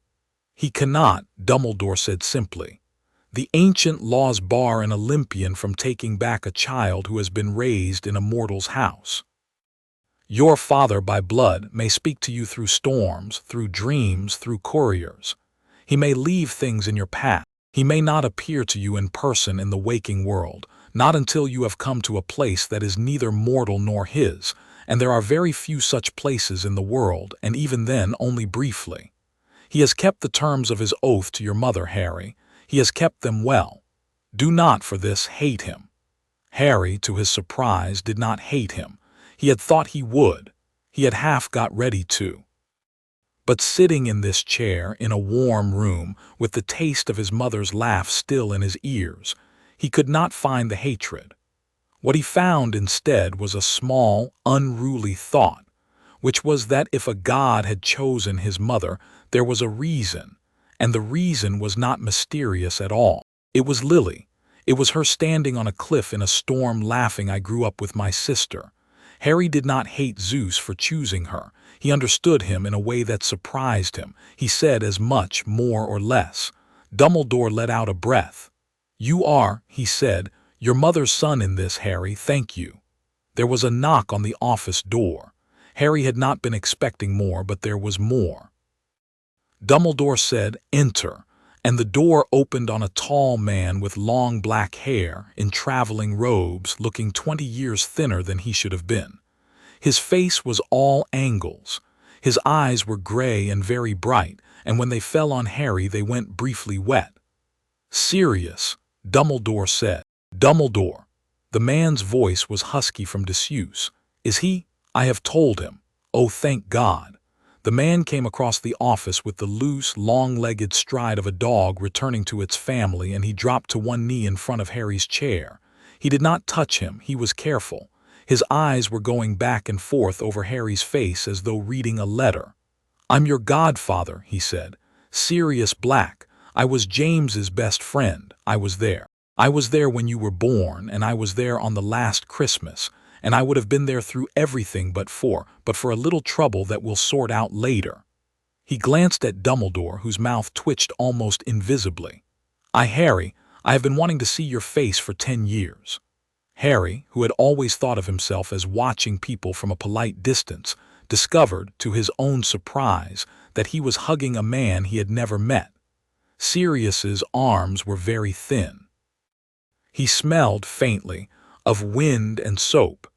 He held on with the tentativeness of someone who had been alone too long. When they separated, it was longer than either of them had expected to let it be. Sirius sat on the floor next to Harry's chair and said, "All right. What do you need to know besides what they've told you?" "James," Harry said. "Tell me about James." Sirius laughed and then cried a little and then laughed again.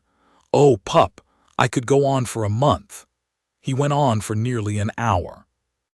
He told Harry about James stealing his mother's, Sirius's mother's, horrible owl, and renaming it Mrs. Black to annoy her.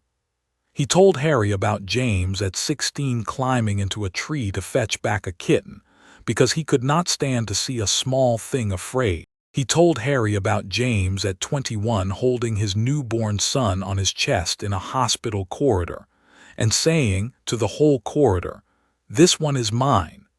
Anyone tell me otherwise, I'll transfigure their teeth into periwinkles." He told Harry that James had been in every room Sirius had ever been in with him, the man who knew where the joke was and where the kindness was and how to move between them, and that when Lily had brought him the news of the pregnancy, James had got very, very quiet for a minute and then had clapped his hands once and said, "Right then, we're having a kid, we can do a kid," and had never once looked back. Harry listened and did not cry. Sirius cried on his behalf a little at one point and did not apologize for it. Dumbledore in the window watched them both, and at one moment turned to the bird on its perch and murmured something to it, and the bird opened an eye and shut it. Sirius said finally when he could say nothing more, "I've got to go again. I shouldn't even be here. But when you want me, and it's when, pup, not if." He pressed a small silver two-way mirror into Harry's hand. "Say my name to it, I'll come." He went. Harry sat with the mirror in his palm. "Sir," he said to Dumbledore, is there anything else?" "One thing more." Dumbledore's face went grave again. "I will not give it to you. It is not mine." He rose. He went to the door. "If he has come," Dumbledore said without looking back, "he will be down the corridor in 5 minutes. You will sit here alone until then." Harry, "Yes, sir." You are very much what she hoped and a little more." He left. Harry sat with his hands in his lap. The instruments on their tripods turned. The bird slept. In 5 minutes exactly there was a new knock. The door, without anyone touching it, opened.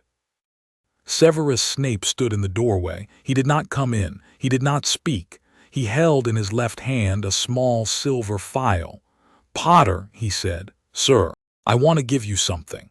He did not move. "I want to give it to you in a pensive because I will not tell it to you out loud. I am not asking to be your friend. I do not intend to become your friend. I do not intend to explain myself. After this you will not speak of it." Harry, after a pause, said, "Yes, sir." Snape walked to the pensive. He uncorked the phial. He poured the memory in with a care that surprised Harry, a care almost tender. He stepped back. He nodded at the basin. Harry bent forward. He fell into a meadow. It was summer. He was, in this memory, at a window looking out. He was not himself. He was in a younger Severus Snape's body, and Snape had come home from school for the holidays and was looking out at a meadow where 2 girls were sitting in the grass.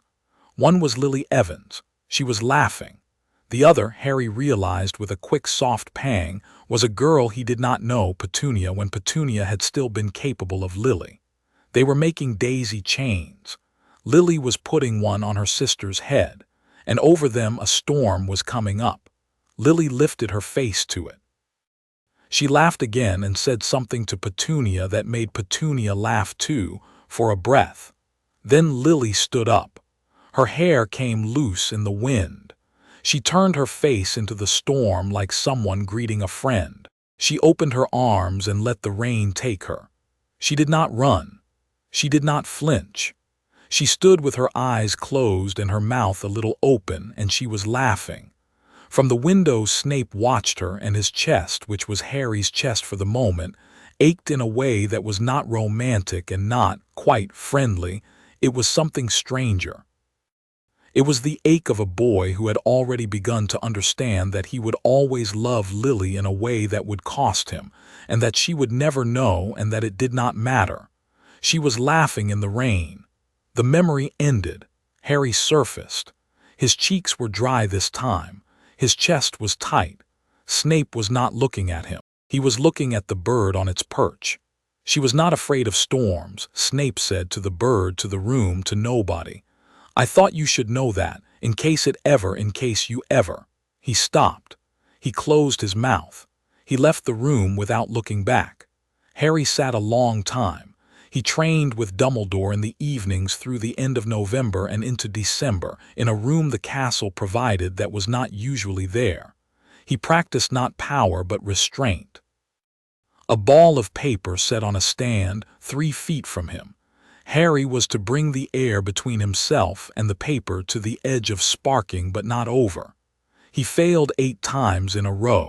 On the 9th he held a thin silver thread of current trembling between his palms and did not let it go. Dumbledore watched and said nothing, and when he was finished said, "Yes, that." He did not nerf himself. He was not asked to. Dumbledore did not ask him to be less. Dumbledore asked him to be accurate. There was a difference, and Harry felt it in the bones of his wrists. Hermione was with him in the evenings in a different way. She had become, without anyone appointing her to it, his researcher. She brought him scraps. She read Brightborn 3 times and took notes in a second notebook that she hid behind the first. She found him one evening in December and pressed a slip of paper into his hand on which was written a single Greek verb. "Learn it," she said, without explaining. "It'll be useful." Ron, in the evenings, played chess with him. Ron had understood without being told that Harry needed someone whose attention was on a board and not on his face, and the gift of that chessboard between them was worth more than Ron had words for. Harry lost 9 games out of 10 and won the 10th, and Ron cuffed him on the ear and said, "Lucky," and Harry laughed. He was, in December, laughing more than he had in his whole life before. He did not mention this out loud. The Chimera came down out of the hills above Hogsmeade on the last Hogsmeade weekend before Christmas. It was not a small hellhound. It was a grown animal, lion in the shoulders, goat in the middle, and snake for a tail, with scales that looked as though they had been oiled and a voice that was 3 voices quarreling. It came down a lane between shops and stopped in the market and roared. A third-year girl dropped an ice cream. A stallholder pulled his stall up over himself like a lid over a pot. In the center of the cobbles, the Chimera lowered its great wrong head and sniffed the air for Harry. Harry, who had been in Honeydukes with Ron and Hermione, felt the coin in his pocket go sharply warm. "Oh," he said. "Harry, both of you, now." They went out into the street. The Chimera had picked out a family with a small child in front of Scrivenshafts and was moving toward them at a long, low gait. Harry stepped into the middle of the lane and said, "Oi," not loudly, and the Chimera's third head, the snake, saw him first and hissed. The lion head came up. The goat head bleated. The animal turned at its own leisure and focused on him. Hermione said, behind him, in Greek, one short word. Harry did not know what it meant. He felt between his palms a slackening, as though a rope he had not known was tight had been eased. "Ron," Harry said, "behind me, don't hit it with anything you can't recover. Hermione, right, if it opens the snake mouth left hard, don't wait." They moved. They moved without arguing. They had, it turned out, been training for this without realizing it was training. The Chimera leapt. Harry had now a sense of how much to give. He did not throw a bolt. He threw a cage. The air above the cobbles went briefly silver, and the silver drew itself into a ring around the Chimera's neck, and the Chimera, midair, twisted against the ring and was stopped cold. Its lion head bit at the silver. The silver hummed. "Now," Harry said. Ron, who had never used a serious curse in his life, threw a stunning spell he had only read about and hit the lion head square on the snout, and the lion head went briefly asleep. The goat head, indignant, kicked. The snake head came left fast and opened its jaws. And Hermione, having read a book about this exact mouth 6 weeks ago, because of course she had, threw a very precise, very tidy tongue-tying charm straight down the throat, and the snake head collapsed on itself, silenced, and began to sulk. That was the moment Harry chose. He did not throw a bolt. He let one fall. It was a lesson he had practiced 7 nights in a row with Dumbledore in the room that was not usually there. He did not reach into the sky. He let a small piece of the sky reach down into his wrist. From his wrist it left his body as a thin line, went in a straight, courteous downward curve, touched the chimera over the heart, and the chimera, still suspended in its silver ring, sighed an oddly human sigh and collapsed in 3 parts, none of which had its own opinion any longer. Silence held the street. Then from the windows cheering began. Hermione was on her knees on the cobbles because her legs had decided to forget. Ron was, quite improperly, laughing. Harry stood where he was with his arms at his sides and watched his own hands shake, very lightly, very pleasantly, the way one's hands shake after a long and satisfying piece of work. The coin in his pocket was warm.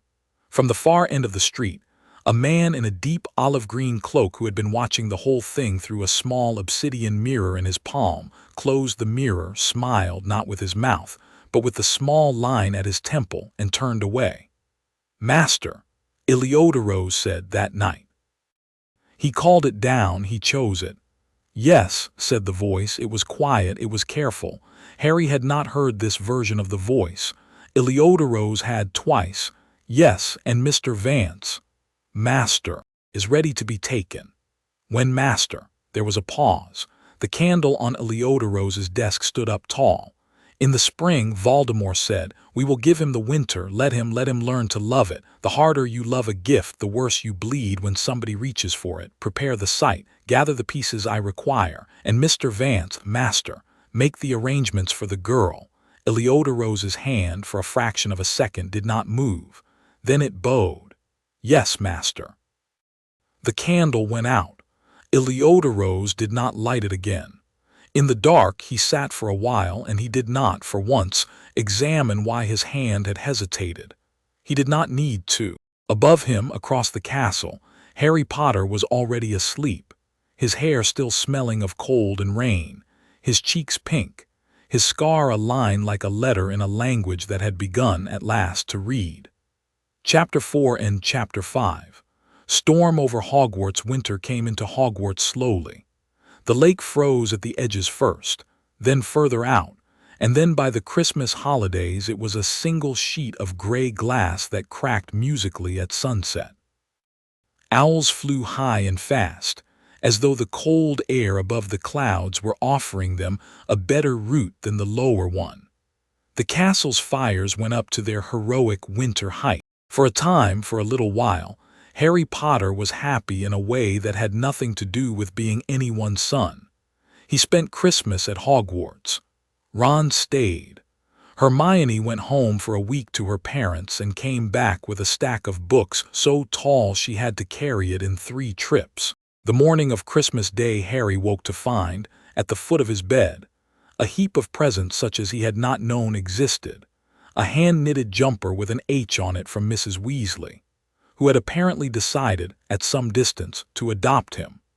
A box of chocolate frogs from Hermione. A box of chocolate frogs from Ron, who had not known Hermione had sent chocolate frogs. A little carved chess piece in the shape of a stag from Sirius with a note that said James at 17. Taking no prisoners, Love S, and on the pillow beside his head, a single folded square of thick cream paper.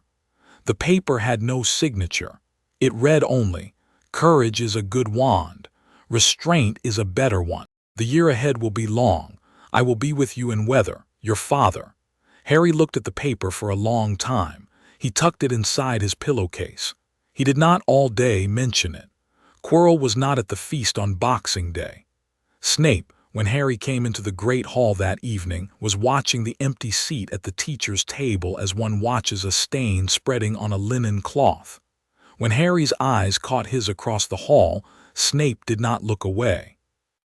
There was, for a breath, an almost imperceptible nod from Snape.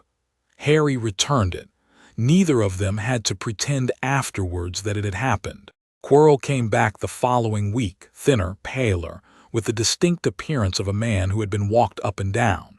He explained at the staff table over what had been a very long sausage, to see his cousin who was very ill. His turban had a new stain on it that the house elves, for reasons best known to themselves, could not get out. He sat in his seat and did not eat his soup.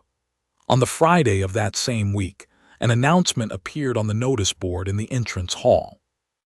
Professor Quirrell, it said, was taking a brief leave of absence on medical grounds. In his place, for the spring term, defense against the dark arts would be taught by a visiting academic from the Salonika Institute, a Mr. Eleodoros Vance, BSc in Wizarding Pharmacology from the University of Rhodes, Doctorate in Comparative Magical Theologies from the Hesperia Academy, recipient of the Order of the Thriambos, and holder, the notice added with a touch of academic swagger, of the only European chair in the magical philosophy of place. Hermione read the notice twice. She did not move from in front of it for a minute. Then she turned and walked very quickly back into the common room and sat down in front of Harry and said, in a voice that had given up all of its archness, "Harry, he is not who he is saying he is." "What?" "I have read about him. He is not a visiting academic. He is, Harry, he is a known associate of 4 very bad people in 3 separate countries, and he has never held a teaching post in his life. The Thriambos is not a real award. It was invented by Slytherins 300 years ago to award themselves things." Harry, who had been eating a cold pasty, put it down. "Ron," he said. "Yep," Ron said, "hearing you on it." Within 2 days, the 3 of them had found Eleodoros Vance, tall, elegant, olive-green cloaked, in a corridor outside the defense classroom, and had understood in one look that the man they were dealing with was patient, intelligent, and exactly as dangerous as Hermione had said he was. He was also, Harry noted with a kind of professional respect, very beautiful in the way of old coins. He was not what wizarding children expected a villain to look like. He was what a villain who had been paying attention to the world looked like. At his first lesson, Vance did not introduce himself. He walked into the defense classroom, laid a pair of gloves on the desk, looked at the class, and said, "Good morning. Tell me, someone, what is the principal defense against a god?" Nobody spoke. "Anyone?" Hermione, after a pause that was a small act of will, lifted her hand. "Don't be noticed, sir." Vance looked at her for the first time. His face did not change. "Yes," he said. "Very good, Miss Granger. Don't be noticed, and if noticed, be elsewhere, sir. Be elsewhere." "Very good." He let his eyes travel the room and pause as if by accident on Harry. "Today we will begin with the, less dramatic defenses, misdirection, obfuscation, the art of appearing to be what you are not." Harry did not drop his eyes. Vance held his gaze a beat longer than was collegial and then broke it with a small courteous bow of his head, the way a duelist bows across a piece before the point is acknowledged. The lesson was excellent. Vance was, on pedagogical grounds alone, the best teacher Harry had had for defense. That made the whole thing worse. After class, Ron said, "Mate, I don't like him. Number, he's going to do something." "Yes." "When?" Harry thought about that. He was learning to listen to the thing under his ribs, the something that had sat up, blinking, and was now entirely awake. It did not speak in words. It spoke in a small, constant lean toward a point in his future. "Spring," Harry said. "He's going to do it in the spring." "How do you know?" "I don't," Harry said honestly, "but I know." Hermione, who had been watching them, did not argue. "In that case," she said, "we have 3 months. Harry's training with Dumbledore through January and February became a different thing. Dumbledore no longer asked him to work on not power. He asked him now to work on specificity. The paper ball on the stand was replaced one evening with a single dry leaf pinned to a post. "I wish," Dumbledore said, "for you to call a bolt that fits inside the leaf's outline." Sir, I know Harry tried. He tried. On the first attempt the leaf was gone, and so were the post, the stand, and a patch of floor 6 feet across. Dumbledore conjured a new stand and a new post and pinned another leaf to it. Again, he said, he tried again. The leaf was gone, the post was intact, the floor was intact. Harry stared. Again. On the 8th evening of February, he called a bolt that struck the leaf precisely along its midrib and split it into 2 neat halves, and the post remained, and the stand remained, and the leaf's 2 halves fluttered to the floor. Harry stood breathing in the quiet. Dumbledore, behind him, said, "I have one further correspondent to whom I should like to introduce you." He said it into the air at his left elbow, and a man who had not been in the room stepped with casual courtesy out of a corner of the room where no corner had been. Harry recognized the eye patch before he recognized the man. The blue eye was warm this time. The man wore a traveling coat and boots that had been much in rain. "Good evening, Harry Potter," he said. Harry did not, on instinct, lower his eyes. The thing under his ribs turned its attention entirely toward the newcomer and held still. "Sir," Harry said, "I have seen you before, 3 times. The messenger smiled, a real smile this time, small and private. "I am pleased you are counting. You may call me Hermes if it helps you. It will help you. Names are load-bearing, Mr. Potter. You should know the ones you are carrying." Dumbledore, who had drifted politely to the window, said nothing. "I am not," Hermes said, "your father. I am closer to an uncle. I have come to tell you a small correct thing in case nobody else has. Your father is watching you work. He is proud. He will not say so in person. He has asked me to say so for him." Harry did not trust his voice for a moment. He inclined his head. "And the second thing, there is a choice coming quite soon in which you will be asked to take a shape. You may take it in his. You may also refuse. I will tell you now because he cannot. Both are acceptable to him. Do you hear me, Harry Potter?" "Yes, sir." "Good. Do not accept the shape because you think you must. Do not refuse it because you think he wants you to. He is a god. He is not above wanting the wrong things. That," he almost laughed, "is almost the definition. Be free of him in this. It is what your mother would have asked." Harry said without prompt, "Yes, sir." Hermes considered him. Then, with a fond gesture Harry did not altogether know what to do with, he put a hand on Harry's head. "You are," he said, "the nicest kind of complication. I like you. Good night, Mr. Potter." He stepped back into the corner that had not been there. The corner resumed not being there. Harry looked at Dumbledore. Dumbledore at the window was wiping, he would pretend afterwards, condensation off the glass. That night he dreamed again, and this time he knew it was a dream. He was on the mountain. The cloud was low. The grass was too green. The man in the charcoal suit was at the edge. This time he turned at once. "Son," he said. It was a word that Harry would not have known how to hear a month ago. He heard it, he did not flinch. "Father." They stood a little apart. "There will be an attempt," Zeus said, "to take the gift out of you. It will be made on a night when you are alone and in a tower of your own school, and it will be managed by a clever man in an olive-green coat. You will not be expected to come out of it. It is important that you do. Do you understand me?" "Yes. I cannot come to you in the tower. I can come to you in the place after the tower for a breath. I would rather come to you in the tower. I would rather trade the place after the tower for the tower itself. I cannot." Harry, who had expected to be angry at this man, found himself warm with a wild, puzzling tenderness. "I know, Father. I am not giving you your inheritance in full," Zeus said. "Not yet. If I give it to you now you will be dazzled, and dazzled you will be killed. I will give you a piece at a time. Tonight a piece about the wind, tomorrow a piece about the rain, for next week a piece about what a bolt is made of and why. When the time comes in the tower I will give you one last piece. Catch it. Do not hold on to it a second after you have used it. Let it go. Do you understand?" "Yes." "Then come here, son." Harry crossed the grass.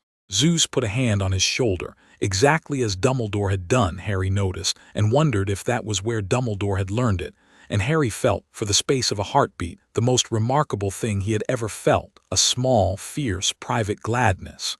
"You are loved," Zeus said quite plainly. "You are loved by a great many people, Harry. I am one of them. Now go and sleep well. The small thing about the wind will be in your hand tomorrow. Do not waste it on showing off to your friends. They already know." Harry laughed, a short, shocked laugh, and woke with it still on his lips. The next month went in a haze of study. Harry's defense mark went up. He could not help it. Vance was genuinely good at his job, and Harry was genuinely interested, and the others' marks went up with it. Because Hermione had set a quiet standard of 3 a.m. reading nobody could quite match, but everybody could be improved by trying. Ron, to his own astonishment, had begun to be good at chess, not only in the way that he had always been good at chess, but in a new way, a way that used space and time like a grown-up. He beat Harry. He beat Hermione. He beat Fred and George once each, and then they stopped playing him. Hermione, in the long evenings, learned Greek. She did not boast about this. She merely turned up one evening in the common room with a grammar and a reader and began to work through them, and Harry, glancing over her shoulder, saw that she was already at the back of the grammar. "Don't," she said without looking up, "ask me to test you. I'm not at a testable standard. I'm at a can-read in an emergency standard. They're not the same." He did not ask. He trusted her to know. The coin sat warm in his pocket through all of this. In February it grew warmer. In March, as the snow went and the first wet green of the year came back to the edges of the lake, it began, very softly, to hum. Harry had begun to feel, if he concentrated, a kind of rhythm in it, like a heart on a long, slow march. The attempt came, as promised, in the tower. It was the 1st of April, which a better writer might have refused as absurd. Vance had, with exquisite courtesy, posted a notice that advanced students might come to the astronomy tower after curfew for a viewing of an unusually bright triple conjunction of Mars, Jupiter, and Saturn. It was the kind of event that would have drawn Hermione in a heartbeat under ordinary circumstances, and Vance had counted on the fact that it would draw her with her 2 friends. He had counted correctly. They were not going to ignore it. They knew perfectly well that it was the trap. They had talked about it in Ron's dormitory for an hour the evening before, and had agreed, with the grim calm of people who had run out of more elegant options, that the only way to disarm a trap was to step into it with both feet and be better prepared than the trap expected. Harry went up first. Hermione went up 10 minutes later, a Greek verb on her tongue, 2 wands in her sleeves, and a small mirror in her hair clip. Ron went up last, 4 minutes after Hermione, and stood guard on the stairs in a disillusionment charm he had only learned a week before. At the top of the tower, Vance stood with his hands behind his back and his head tilted up at the sky. There were no students with him. He had sent a notice only to Harry, and he had not, as it turned out, put up any other notices anywhere. "Ah," Vance said, "Mr. Potter, Mr. Vance. I thought you might come alone. Forgive me for hoping. I did not think you would. I am the visiting academic from the Salonika Institute. The rest of my biography I leave as an exercise for the reader." He turned. His face in the moonlight was still absurdly beautiful. "Miss Granger, thank you for coming. It saves a journey." Hermione at the stairwell had stopped where he told her to stop by raising one hand. She did not need to know the spell to feel the force of the warding he had laid across the top step. She stood behind it. She did not visibly panic. "Mr. Vance," she said pleasantly, "I have been looking forward to this." Vance's eyebrow went up just a fraction. "Have you?" "Yes," she said. She said it in the Greek he had taught for 3 months. The Greek itself was a working. Vance's left hand twitched. He had not expected her to have the verb. "Nevertheless," Vance said almost gently, "we will do what I have come to do." From an inner pocket he drew out a small object, black, irregular, shining, and held it up. Harry's coin went suddenly hot. "Do you know what this is, Mr. Potter?" Harry, beyond caring about theatrics, said. "An Olympian relic. A tile from the floor of the temple of Zeus at Olympia. My master has spent some years acquiring the complete set. This one is the tile on which an anointed king knelt. It is, as these things go, an anchor. I have 11 more. Tonight I am going to anoint you on this tile, Mr. Potter, and then I am going to draw a very careful amount of what is in you out through the anchor into my master. Just a little, a founding portion. It is not the whole that he wants. Not tonight. Tonight he only wants the beginning. Go ahead, Harry said. Vance blinked. Then he smiled, and the smile was almost admiring. Brave. Not brave, right. Harry lifted one hand slowly, and the astronomy tower's 1,000-year-old weather vane above them stopped dead in the wind and pointed with perfect intention at the back of Eleodorose Vance's head. The wind over the tower steadied. The stars above the tower sharpened. The sound of the world got clearer, as if the world had turned up its own volume. Hermione's breath caught. Then Harry let the gift Zeus had given him that morning, the small piece about the rain, go. Rain fell on the astronomy tower. It fell straight down. It fell not hard. It fell exactly on the tile in Vance's hand. The tile, being very old and porous and consecrated to a god for whom rain was not an adversary but a cousin, took the rain the way a sponge does. In one breath it went from black to slick black. In the next breath it went inert. Vance said in Greek a short, very precise obscenity. Hermione, Harry said. Now, Hermione said her verb. The warding across the stairwell trembled and broke. Ron, who had been counting to 3 in his head, came up the stairs with his wand out and threw a stunning spell at Vance's back. Vance had, it transpired, been expecting to be ambushed. He stepped sideways, a smooth, practiced step that had a tennis player's grace, and Ron's spell missed him by an inch. Vance turned his wrist. A sheet of something like glass came up around him, and Ron's next spell hit it and slid off. He did not bother with Ron after that. He turned to Harry, and the smile was gone.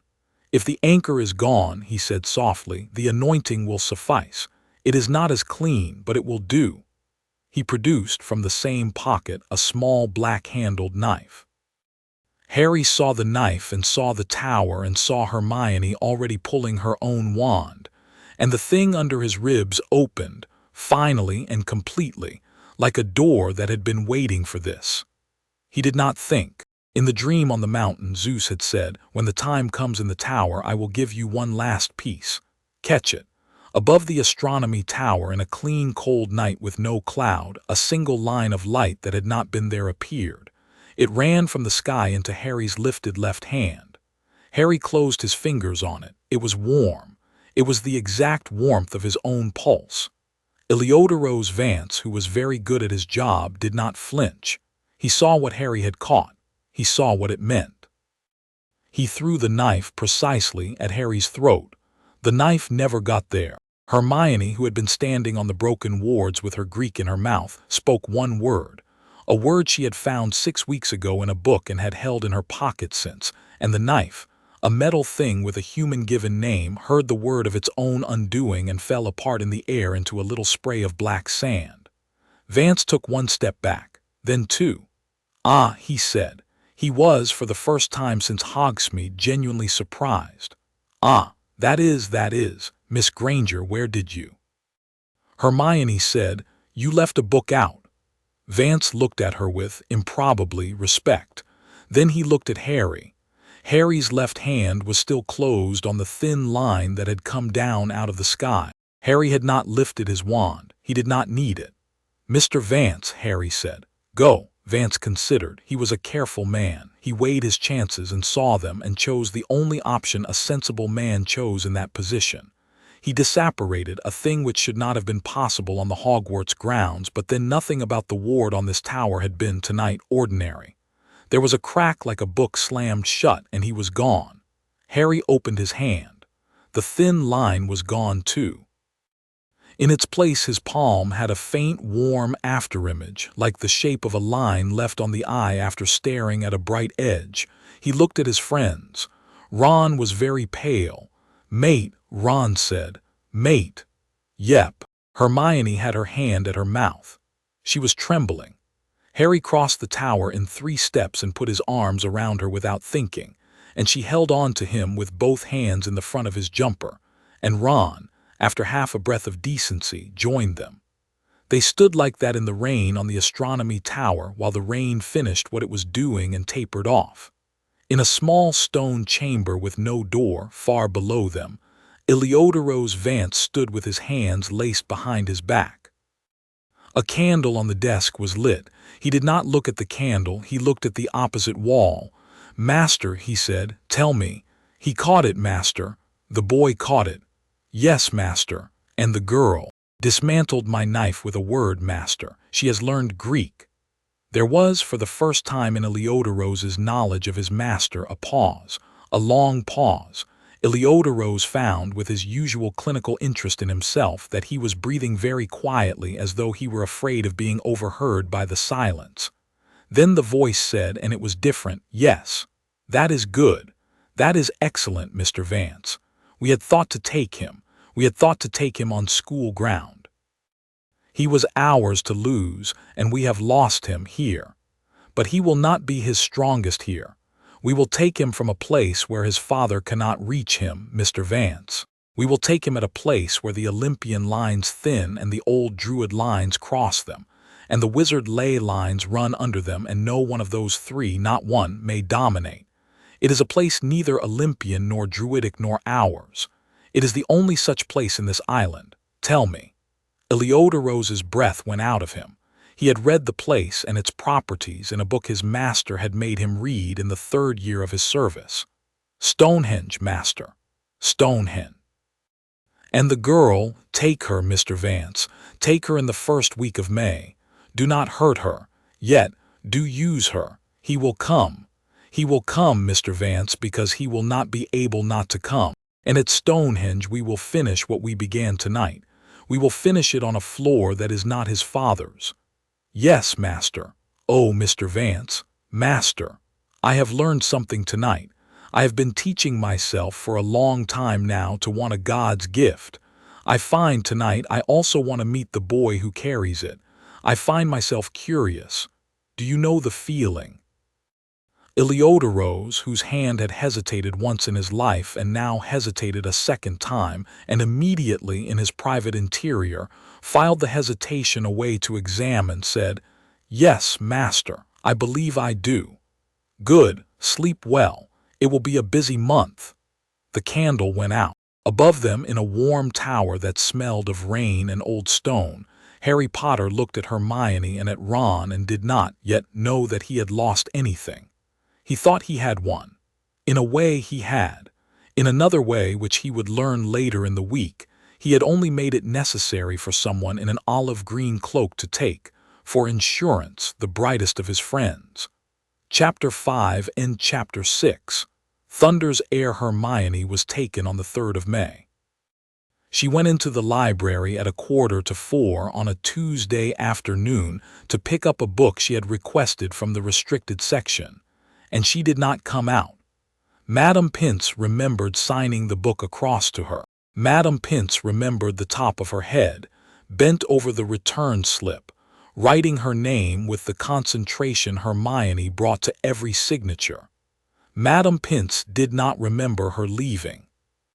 When Madame Pince was asked, by a very grave Professor McGonagall later that evening, whether Miss Granger had left through the main door or the side door, Madame Pince discovered that she could not answer, and that the not answering had a shape to it, as though somebody had reached into her memory and taken the hour out with a pair of clean tweezers. Harry was at Quidditch practice. He had a free afternoon, a good breeze, and until 4:05, the simple animal happiness of a boy being allowed to fly. At 4:05 the coin in his pocket went cold. It had never been cold before. It had been warm, hot, humming, singing. It had never gone cold. Harry landed on the pitch so fast Wood at the goal-post shouted at him in alarm. He did not answer. He ran to the library. Madame Pince looked at him and her face went slowly white and she said, "Oh, number." He ran to Dumbledore's office. "I know," Dumbledore said, already on his feet. "We have been waiting." "Sir." Where Stonehenge, Dumbledore said. He will have taken her to Stonehenge. Harry did not ask how Dumbledore knew. He did not have the patience. He said, I need. You have, Dumbledore said. 1 hour of daylight before the ritual cannot be stopped. I have sent for Sirius. I have sent against my preference for Severus. I will hold the school. You, Harry, you will take Mr. Weasley and the men I have summoned, and you will go. Now, Harry. They took portkeys. Dumbledore, in his own study, handed Harry a battered old brass compass and said, When I put my hand on yours and name the place, it will pull you and whatever you are holding. Mr. Weasley, hold Harry's arm. Sirius, mind Severus. With me, Snape said shortly. Yes. Sirius had come into the office in the last 10 minutes, slightly out of breath, very thin and very lit from within. He had not greeted Harry so much as laid his eyes on him and drawn a breath and been still. Pup, he had said. That was his greeting. Harry had inclined his head. Snape in the door had been the one surprise. He had been for this year present in Harry's edges, a memory, a nod, but not close. Now he had come. He had come with his wand already out. He had come with his eyes already on Harry's forehead, and then, deliberately on Harry's eyes as though reminding himself where to look. He had not apologized for his lateness. He had not needed to. He had come. Dumbledore put a hand on Harry's. Stonehenge, he said, by the Sarsen. The office spun away. The world spun with it. In the center of the spinning, Harry kept his grip on the compass and on Ron's arm, and a warmth behind his ribs said, You will not let go. They landed. Stonehenge at dusk is not the tourist Stonehenge of photographs. The tourists had gone. The Sarsens stood in their great ring against a sky bruising itself purple in the west, and the grass was wet with the first cool of the evening. A fence ran around the outer edge, which Dumbledore already had ignored. Within the ring of stones, a fire was lit. It was not a natural fire. It was green at its heart and gold at its crown, and it rose higher than it should have for the wood it had been laid on. Around the fire, 12 standing lanterns held 12 small black objects, tiles, anchors, the complete set. At the center of the ring, a figure in an olive-green cloak stood with his back to them, arms half lifted in an attitude of invocation. At his feet, bound at the wrists, knelt Hermione Granger. She was not gagged. Vance had not, in the end, been able to bring himself to gag her. Harry would notice this later and file it away as one of the small facts that indicated a man had not yet quite lost the power to be saved. Standing a little way back from Vance, not inside the ring of stones but at its outer edge, stood a taller figure in robes darker than any cloth the evening was offering. Harry had never seen him in the flesh. He knew him at once. Voldemort's face was still a skull's, still white, still missing half the things that a face needs, but it was his face. His eyes were red in the green light of the fire. He was not wasting the moment on posturing. He stood ready, attentive, patient. He did not look, Harry noted, surprised. He had been expecting them. Well done, Mr. Potter, Voldemort said. His voice was perfectly conversational. I was not, in fact, sure you would find the place. I had given you, he cocked his head. 3-to-1 odds, you have come in well inside the hour. I am impressed. Voldemort, Harry said. Voldemort's head tilted further in a smile that was not this time a sneer. You say my name, most do not. Very well, Mr. Potter. You have come for Miss Granger. I had thought you would. I have one question before we begin. Are you angry? Harry said, Yes. Good, that will serve. Let her go. Ah, that number, she is a gift to a god. She is also, forgive me, very useful, and she heard too much in the library this afternoon. Voldemort flicked his fingers once, and Hermione tensed in the ring. She will come out of this alive, Mr. Potter. I give you my word. It is not as worthless as you think. What I want from you is not her life. You want mine. No, Mr. Potter, I want your father's. And since the father cannot, by the laws, cross into this ring, a ring, you understand, specifically designed to prevent such a crossing, I must be content to take it from the son. Harry looked at Voldemort for a long moment. "All right, then," he said. He took a single step forward.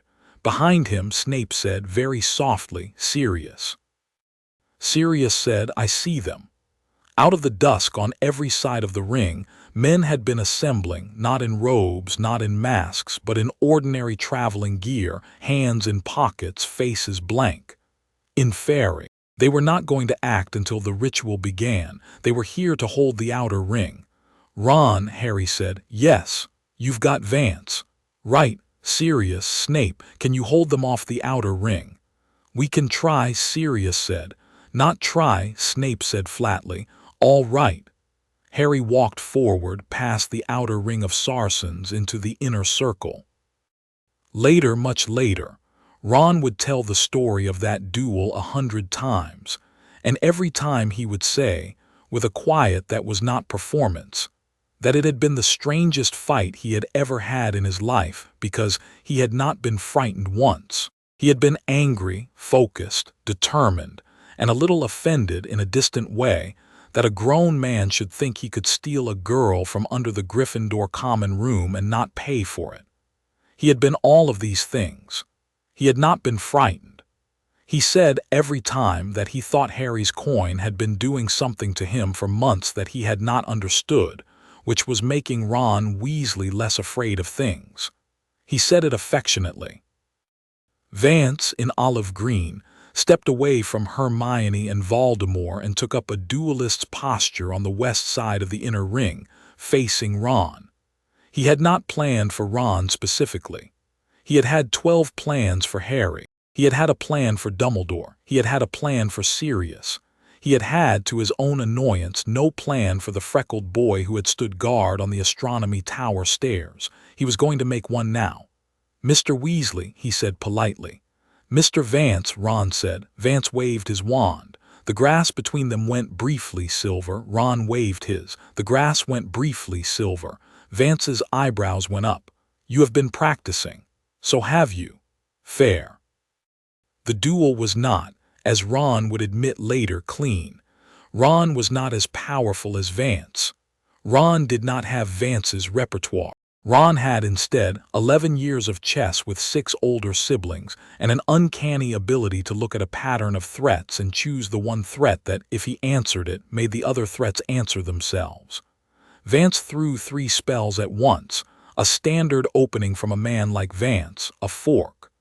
Ron did not block any of them. He sidestepped. Vance's left wrist, continuing its motion, committed him to the middle attack. Ron parried it with a shield he held up for exactly long enough, dropped the shield, threw his own spell into the bent shape of Vance's right arm. Vance, mid-recovery, tried to pivot. The pivot was the wrong pivot. Ron had counted on it. Vance's wand, a very expensive wand by a continental maker Iliodoros had been quietly proud of for 10 years, flew out of his hand.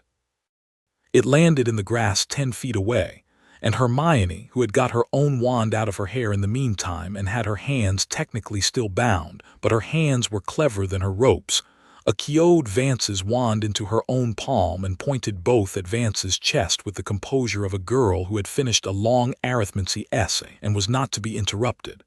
"Sit," Hermione said. Vance in the grass sat. "Ron," Hermione said without looking away from Vance. "You were brilliant." Ron went the color of his hair. Harry did not see the duel. Harry was by then face to face with Voldemort across the inner fire, and Voldemort had begun the ritual, and the world had narrowed to a green light in a stone ring and a white face that was, in this moment, closer to being a man's face than Harry had ever seen it.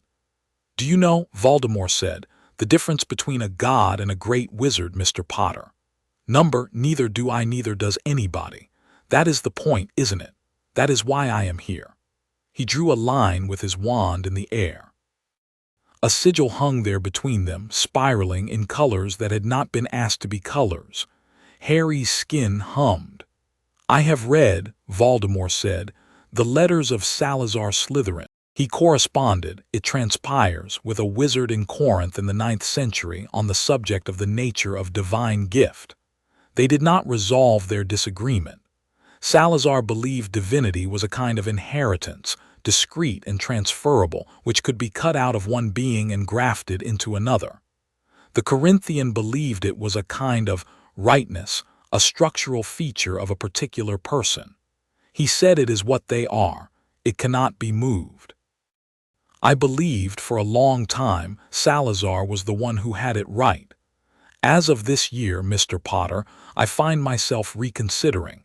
It is embarrassing in a man of my age to reconsider. Do you know what has made me reconsider? I don't, Harry said, care. It is you, Voldemort smiled. For the first time it was a full smile, not a stretching of skin. You are what you are, Mr. Potter. It is not, I am beginning to see, simply a gift you have received. It is you. It is still possible I will not be put off, that I can take enough of it to remake myself. I do not need all of it. A piece of you will be enough. But I wish you to know as we begin that my theory has changed. He made the next gesture. Harry's blood in a thin, precise line left him, not from a wound. The ritual did not need a wound. A single bright bead came out of the inside of his left wrist, and another in a slow string, and floated through the air across the fire toward Voldemort's open hand. Harry did not stop them. He let them go. He had in his other hand the coin. The coin was hot, the hottest it had ever been. He could feel now what it was doing. It was keeping time. It was keeping a very precise, very patient time. It was waiting. Above the circle a cloud had formed. It had not been there. It had simply been, and then it was. It was black with a green edge. It lived over Stonehenge like a question mark. Father, Harry thought. Far above, his father could not come down into the ring, but he could stand at the edge of the ring beyond the ancient law's line, and he could deliver, as he had promised, one last piece. The cloud opened. Out of the cloud came a thin straight line of fire. It was a fragment. It was not Zeus's full bolt. It was exactly what a son could catch and carry. Harry caught it in his left hand. The string of his own blood stopped mid-arc. Voldemort, seeing what Harry held, said very softly, "Oh." "Yes," Harry said. He did not throw the fragment at Voldemort. He had been told not to. He had been told to use it. He chose. He chose both halves of himself. He closed his right hand on the coin and his left hand on the fragment of bolt, and he brought them together, knuckle against knuckle. And in the space between his fists he braided, not the bolt into himself or the wizard into the god, but both at once, around the string of his own blood that had not yet reached Voldemort's hand. He reversed it. The siphon reversed. It did not reverse because the tile had been weakened or because Hermione had unbound a word. It reversed because the boy at the center of it had said, with the plain authority of a son on his own ground, "This way now." It reversed because, for one breath, Harry Potter was exactly what Voldemort with a scholar's envy had wanted to be. He was a god's gift and a mother's love and an adopted father's laughter and a godfather's long loneliness, and a best friend's loyalty and a best friend's Greek, and he was holding them all, and he had named them all, and nothing in any thin ritual of Salazar Slytherin's was going to be louder than that naming. The siphon ran the other way. Voldemort's face, for a second, looked young. He was a boy again. He was Tom Riddle. The face he had tried to shed for 70 years came back to him briefly, and he was surprised by it, and not wholly angry. He was, and Harry would remember this detail later, with a quiet and strange compassion. He was almost grateful. Then the ritual's anchor, which had been a little stone tile, cracked down the middle, and the green fire collapsed into itself, and the 12 lanterns blew out one by one in a rapid little chord, and Voldemort's body came apart into smoke, and the smoke took a long, unwilling breath and finally, almost politely, tore away northward, over the plain. The inner ring fell quiet. The bolt fragment in Harry's left hand unbraided itself from the coin in his right hand, and obedient as the wind had been on that Cornish cliff the summer before he had been born, rose out of his fingers, made itself a thin silver line in the air, and was gone back into the cloud that had sent it. The coin went warm, not cold, warm, keeping time. Harry stood in the ring. His hands hung at his sides. His knees, with the perfect tact of knees, did not give out until Sirius had got to him and had him by the shoulders. "Harry," Sirius said, "pup, pup, easy, easy." "I'm all right," Harry said into his godfather's coat. He was not. He would be. Snape outside the ring had held. The inferi had not made it to the stones. Most of them now lay in the grass, with the look of men who had been shown, firmly, that their idea had not been a very good one. Snape, leaning on a sarsen, was bleeding from his left shoulder, but not badly. He held his wand in his right hand and his face in its usual careful neutrality. And when Harry, shortly after, emerged from the ring with Sirius half holding him up, Snape looked at him with a long, private look that Harry, for all he would live, would never ask him to name. Snape said, "Potter." "Yes, sir." "Your mother," Snape said, "would have been proud." He did not wait for Harry to answer. He straightened from the sarsen, and he nodded, and he walked back to where Dumbledore had said to meet, without looking back. Harry watched him go. He did not know yet what he would or would not feel about Severus Snape over a long lifetime. He knew that this sentence from this man would live in him. Sirius, still holding him, had not let go. Sirius was pretending, very gently, not to be crying. Hermione walked out of the ring with Vance walking in front of her. Vance's wrists were bound. He walked with good posture. He was not defeated so much as he was, Harry thought, interested. He was looking around at the stones. He was looking with a scholar's attention at the sky. When his eyes met Harry's, Vance improbably inclined his head. "Mr. Potter," Vance said. "Mr. Vance, I concede, I know. I should like, if I may, to be taken to the authorities now. Do not please allow Mr. Weasley to kill me. He has earned the right." Ron, holding Hermione's arm, said, "Not interested. I like my hands clean." Hermione, who had had an afternoon she would not speak of for 3 days, leaned into Harry's side without ceremony and said, "Harry." "Hermione." "I think I read faster when I am scared." "You read fast anyway." "I know, but it turns out scared fast is a whole new speed." He laughed. It was a ragged laugh. It was real. The coin in his pocket laughed along with him in its way. They portkeyed back. They were back in Dumbledore's office before the moon had cleared the hills. Dumbledore was at the window. He turned when they came in. He looked at Harry.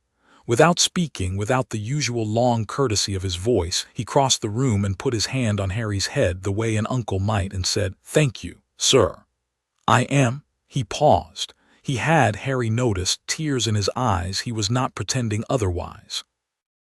"I am very glad you are alive, Harry." "So am I, sir." Sirius, at the door, said to Dumbledore, "I should go, the Aurors." "I will speak to them," Dumbledore said. "You will not be named." "That's kind, Albus." "It isn't kind, it's correct." Sirius grinned. Then he turned and crouched in front of Harry one more time. "Pup," he said, I'm going to be around a lot now. We are going to do Christmases properly, do you hear me?" "Yes, sir." "Yes, Padfoot, yes, Padfoot." Sirius kissed the top of his head once precisely, as a man might kiss the head of his oldest friend's son, and left. That night Harry, Ron, and Hermione sat on the astronomy tower with their backs against the parapet, and the remains of a packet of birdie bots between them. The storm that had formed over Stonehenge had come north with them.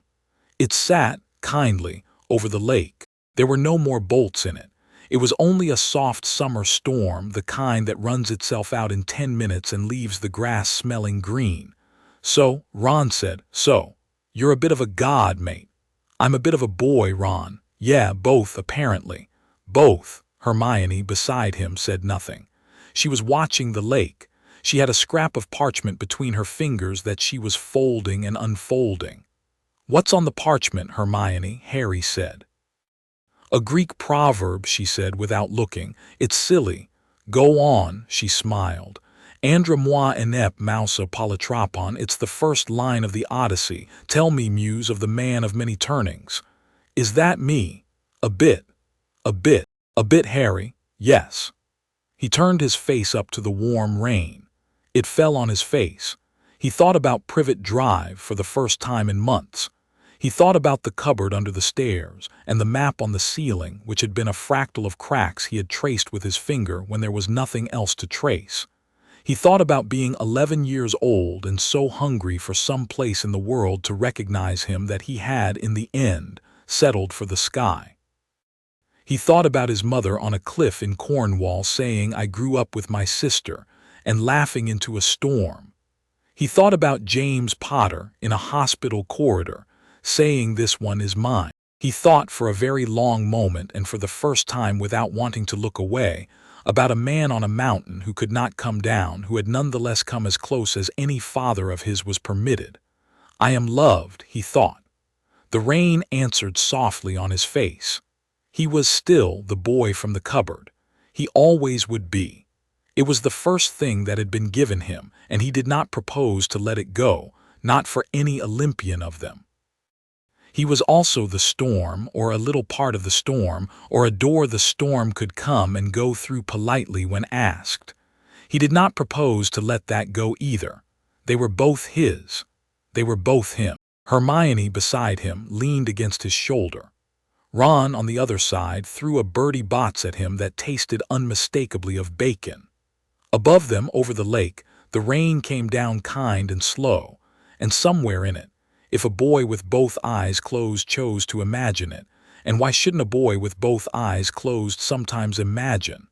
A father stood at the edge of a cloud, watching, permitted now and then to watch, and not, if you listened closely, not in this moment displeased. Harry Potter, aged 11 going on something older, sat on his tower. He was home. Both of his were home. He slept there for a little while with his friends on either side of him. The storm above kept very good time. Chapter 6 End.